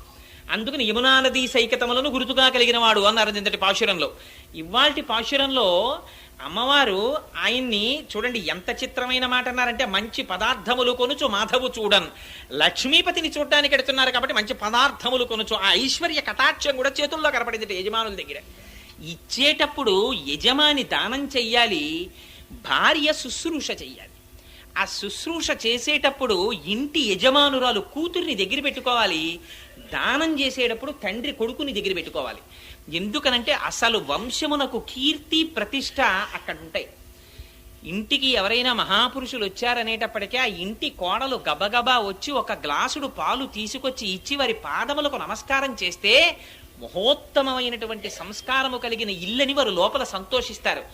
ఊరక రారు మహాత్ములు వా రథముల ఇండ్ల కడకు వచ్చుటలెల్లని కారణము మంగళములకు, మీరొచ్చుట శుభము మాకు నిజము మహాత్మా అంటాడు నందుడు. అసలు రావడమే పుణ్యం. వాళ్ళు వచ్చారు, వస్తే ఈ సంస్కారం రావాలి. అందుకని కూతురు చెడుగైన మాత తప్పు, కొడుకు చెడుగైన తండ్రి తప్పు, అశ్వంబు చెడుగైన అశ్వారోహకుని తప్పు, రాజ్యంబు చెడుగైన రాజు తప్పు. ఎవరిది ఏ తప్పో చెప్పేసింది శాస్త్రం. అందుకని ఆ తల్లి శుశ్రూష నేర్పాలి కూతురికి, తండ్రి కొడుకుని పక్కన పెట్టుకుని దానం చెయ్యాలి. లేకపోతే నాన్నగారు ఏం దానాలు చేశారు మరి నాకు తెలియదని మా నాన్నగారు ఏమైనా ఇస్తుంటారేమో అన్నది అలవాటు అయిపోతే వీడికి ఇవ్వడం అన్నది చేత కాదు. అది చేత కాకపోతే వంశము యొక్క కీర్తి ప్రతిష్టలు పెరగడం, మహాపురుషులు జన్మించడం జరగదు. ఎందుచేతన అంటే ఆ వంశంలో జరగట్లేదు కాబట్టి పుణ్యకార్యం. అందుకని మంచి పదార్థములు కొనుచు మాధవు చూడన్. గోపాల బాలురు పట్టుకెళ్ళారట పదార్థాలు. పట్టుకుని ఆ గోపకులందరూ నందుణ్ణి చూడ్డానికి వెళ్ళారట. అందుకని ఆయన వెనకాతలే లక్ష్మీదేవి వస్తుంది. వచ్చినప్పుడు మరి అక్కడ ఆవులు కూడా వాళ్ళకి ఐశ్వర్యం ఏమిటి, పాడి పంట. అందుకని కృష్ణుడు పుట్టగానే క్రేళ్ళురికె మసలిలేగలు మల్లడిగుని రంకెలిడియ మదవృషభంబుల్ పెళ్ళున ముదుగుల పొదుగుల చల్లించన్ పాలు బాలు సంభవ వేళన్. సేరు పాలిచ్చే ఆవు 10 సేర్ల పాలిచ్చేయడం మొదలెట్టింది. ఎందుకని పుట్టినవాడు లక్ష్మీనాథుడు పుట్టాడు. లక్ష్మి ఐశ్వర్యంలోంచే రావాలి. ఎవరేది నమ్ముకుంటే దాంట్లోంచి వస్తుంది. సిరిదా వచ్చిన వచ్చును సలలితముగ నారికేళ సలిలము భంగిన్ సిరిదా పోయిన పోవును కరిమంగిన వెలగ పండు కరణిని సుమతి. అందుకని ఆ పాల రూపంలోనే వచ్చింది ఆవిడ. ఆ పాడి పంట వృద్ధి చెందాయి. అంతకుముందు వాళ్ళు అంతంత చెయ్యవలసిన అవసరం లేకపోయింది. ఇప్పుడు ఆ కుండలలో పెరుగులోట కవ్వాల్ని గట్టిగా దింపుతున్నారట. దింపి పాపం వాళ్ళకి అది చాలా పవిత్ర కర్మ. అందుకని స్నానం చేసి పట్టుబట్టలు కట్టుకుని ఆ కొంగులు దోపుకుని జుట్లు ముడివేసుకుని వాటిలో పువ్వులు పెట్టుకుని వడ్డాణాలు పెట్టుకుని చేతి నిండా గాజులు వేసుకుని ఆ కవ్వాలకి తాళ్ళు కట్టి ఆ దధిమదనం చేస్తుంటే పాటలు పాడుకుంటుంటే అందులో వాళ్ళందరికీ ఓ అలవాటు. కృష్ణుడు పుట్టిన తర్వాత వాళ్ళు ఎప్పుడు పాడుకున్నా వాళ్ళు ఎప్పుడు కృష్ణుడి మీద పాటలు పాడుకుంటుంటారు. అందుకని ఈ పాటల ధ్వని, గాజుల ధ్వని, ఆ తోడి వీళ్ళ యొక్క ఆ మెడలో వేసుకున్నటువంటి ఆభరణముల యొక్క ధ్వని కలిసి 3 ధ్వనులు పవిత్రమై ఆకాశమంతటా వ్యాపిస్తున్నాయిట. ఇంట్లో పనులు చేసుకునేటప్పుడు భగవన్నామ సంకీర్తన చేస్తూ చేసేటటువంటి వారి ఇంటిలోకి అంత తొందరగా దుష్టగ్రహాలు ప్రవేశించవు. ఇది తెలిసో తెలియకో నోటి వెంట నామం జరిగిపోతుంటుంది. సమయం వృధా కాకుండా వెళ్ళిపోతుంటుంది. భాగవతం నేర్పుతుంది మన జీవితాన్ని. అమ్మవారు పాశురాన్ని అడ్డుపెట్టి మళ్ళీ జ్ఞాపకం చేస్తోంది మనం ఎలా బ్రతకాలం. అందుకని ఆ దధిమథనం చేస్తున్నారట. ఆ దధిమథనం చేస్తుంటే సుప్రభాతం చెప్పినా వెంకటేశ్వర స్వామి వారికి పొద్దున్నే ఇదే గుర్తు చేస్తాం. ఆయనకి ఇది గుర్తొస్తే ఆయన కూడా ఉలిక్కిపడి వింటాడు ఒకసారి. ఎందుకంటే అవతారమే కదా. ఆయనకి చెప్తూ ఆయన గురించి ఒక మాట చెప్తారు. యోషా గణేనవ రదగ్ని విమధ్యమాని ఘోషాలయేషు దిమంథన తీవ్ర ఘోషాః రోషాత్ కెలింవిదతతే కకుభశ్చ కుంభాః శ్రీ వెంకటాచలపతే తవ సుప్రభాతం అంటారు. స్వామి ఆ కుండలలో కవ్వాలు దింపి ఆ గోపకాంతలు చల్ల చేస్తుంటే పెద్ద పెద్ద కుండలు, అంతంత పెరుగు, ఆ లోపల కవ్వాలు తిరగలేక తిరుగుతుంటే కవ్వాలకి కుండలకి దెబ్బలాటొచ్చి అరుచుకుంటున్నాయా అన్నంత ధనుస్తోంది. స్వామి లేచిరా, నువ్వోసారి నందవ్రజంలో పుట్టి అంత ఐశ్వర్యం వాళ్ళకి ఇచ్చావే అనగానేట ఒక్కసారి ఆ గోపకాంతలు, ఆ గోపాల బాలురు తను తిరగడం, తన సౌలభ్యం గుర్తొచ్చి గోవిందనామం కదా గభాలన లేస్తాట స్వామి. అంటే ఆయన ఇప్పుడు నిద్రపోతాడనే మన ఆర్తి. అలా భగవంతుడు దర్శనమిస్తాట. అందుకని సుప్రభాతంలో కూడా అదే వాడారు. అంత చిత్రంగా ఇక్కడ అమ్మవారు అంటుంది, అదిగో ధ్వని నీకు వినబడడం లేదా అంటుంది. ఇది బాహ్యమునందు ధ్వని కాదు, దీని ఆంతరమున రహస్యం వేరు. మొట్టమొదట విడిపోయినది కొప్పు. కొప్పు విడిపోయి సుగంధం వస్తోంది. ఎందుకని కొప్పులో పువ్వులు ఉన్నాయి కనుక.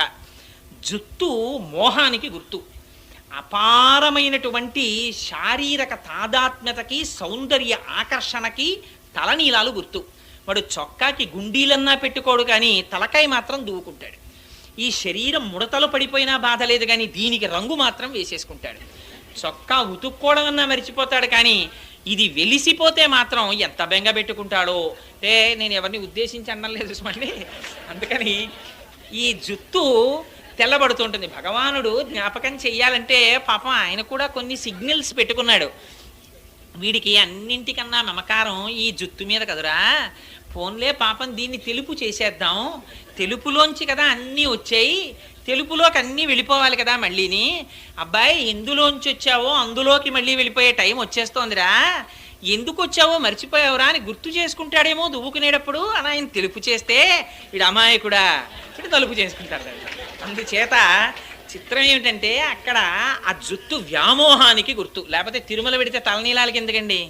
ఇన్ని కోట్ల బ్రహ్మాండాల్ని సృష్టించినటువంటి వాడికి దిక్కుమాలిన వెంట్రుకలు తక్కువ వచ్చాయి ఆయనకి. మనం వెంట్రుకలు ఇచ్చి చాలా బాధపడిపోవడం అంటే, మహానుభావులు మీలాంటి వారు కాదనుకోండి, ఇదేంటి ఎందుకు వచ్చిందిరా అని చెప్పేసి ఓహో తల తడువుకుంటూ ఉండడం. ఎందుకు ఆయనకి ఆ వెంట్రుకలు? ఆయన ఆ వెంట్రుకలన్నీ తీసుకుని ఆయనకి ఎందుకు వచ్చింది? ఆ ఘంటసాల గారు ఒక అద్భుతమైన పాట కూడా పాడారు. ఆ చిడిముడి చేనంది సిగపాయ చేనంది చిడిముడి చేసేవా నవ్యచిద్విలాస అని. ఏమిటయా నీకు ఈ ఆనందం? మా సిగపాయ చేత్తో పట్టుకుని ఓ చిరునవ్వు నవ్వుతూ ఏమిటయా వెంకటాచలపతి అల్లరి అని స్తోత్రం చేశారు ఆయన మీద. అంటే ఆయన కోరుకునేది ఇతరం కాదు, ఆయన అడిగేది ఒరే మోహం సంసారమునందు కదా పెట్టుకున్నావు, దానికి గుర్తుగా ఈ తలనీలాలు నల్లగా వ్యామోహానికి గుర్తు కదా, ఇవి పరమాత్మ పాదముల యందు సమర్పించడం, స్వామి నీ పాదముల యందు వ్యామోహమును పొంది ఉన్నానని చెప్పడం తప్ప ఇలా తీసేసిన దగ్గర నుంచి బెంగెట్టుకుని పైకొచ్చి. నేను చూశాను కొంతమందిని దెబ్బలాడుకునే వాళ్ళు ఉన్నారు ఇందులో.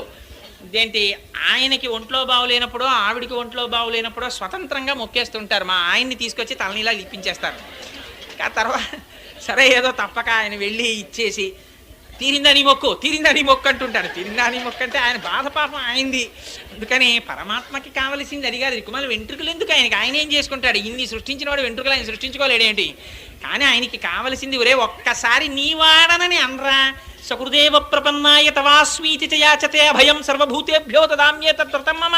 నేను నీవాడని అనరా, బుద్ధి ఇచ్చాను కదరా, అంటే చాలరా నేను రక్షిస్తాను రా అంటాడు. అలా ఎలా అంటాను స్వామి అని మనం అంటాం.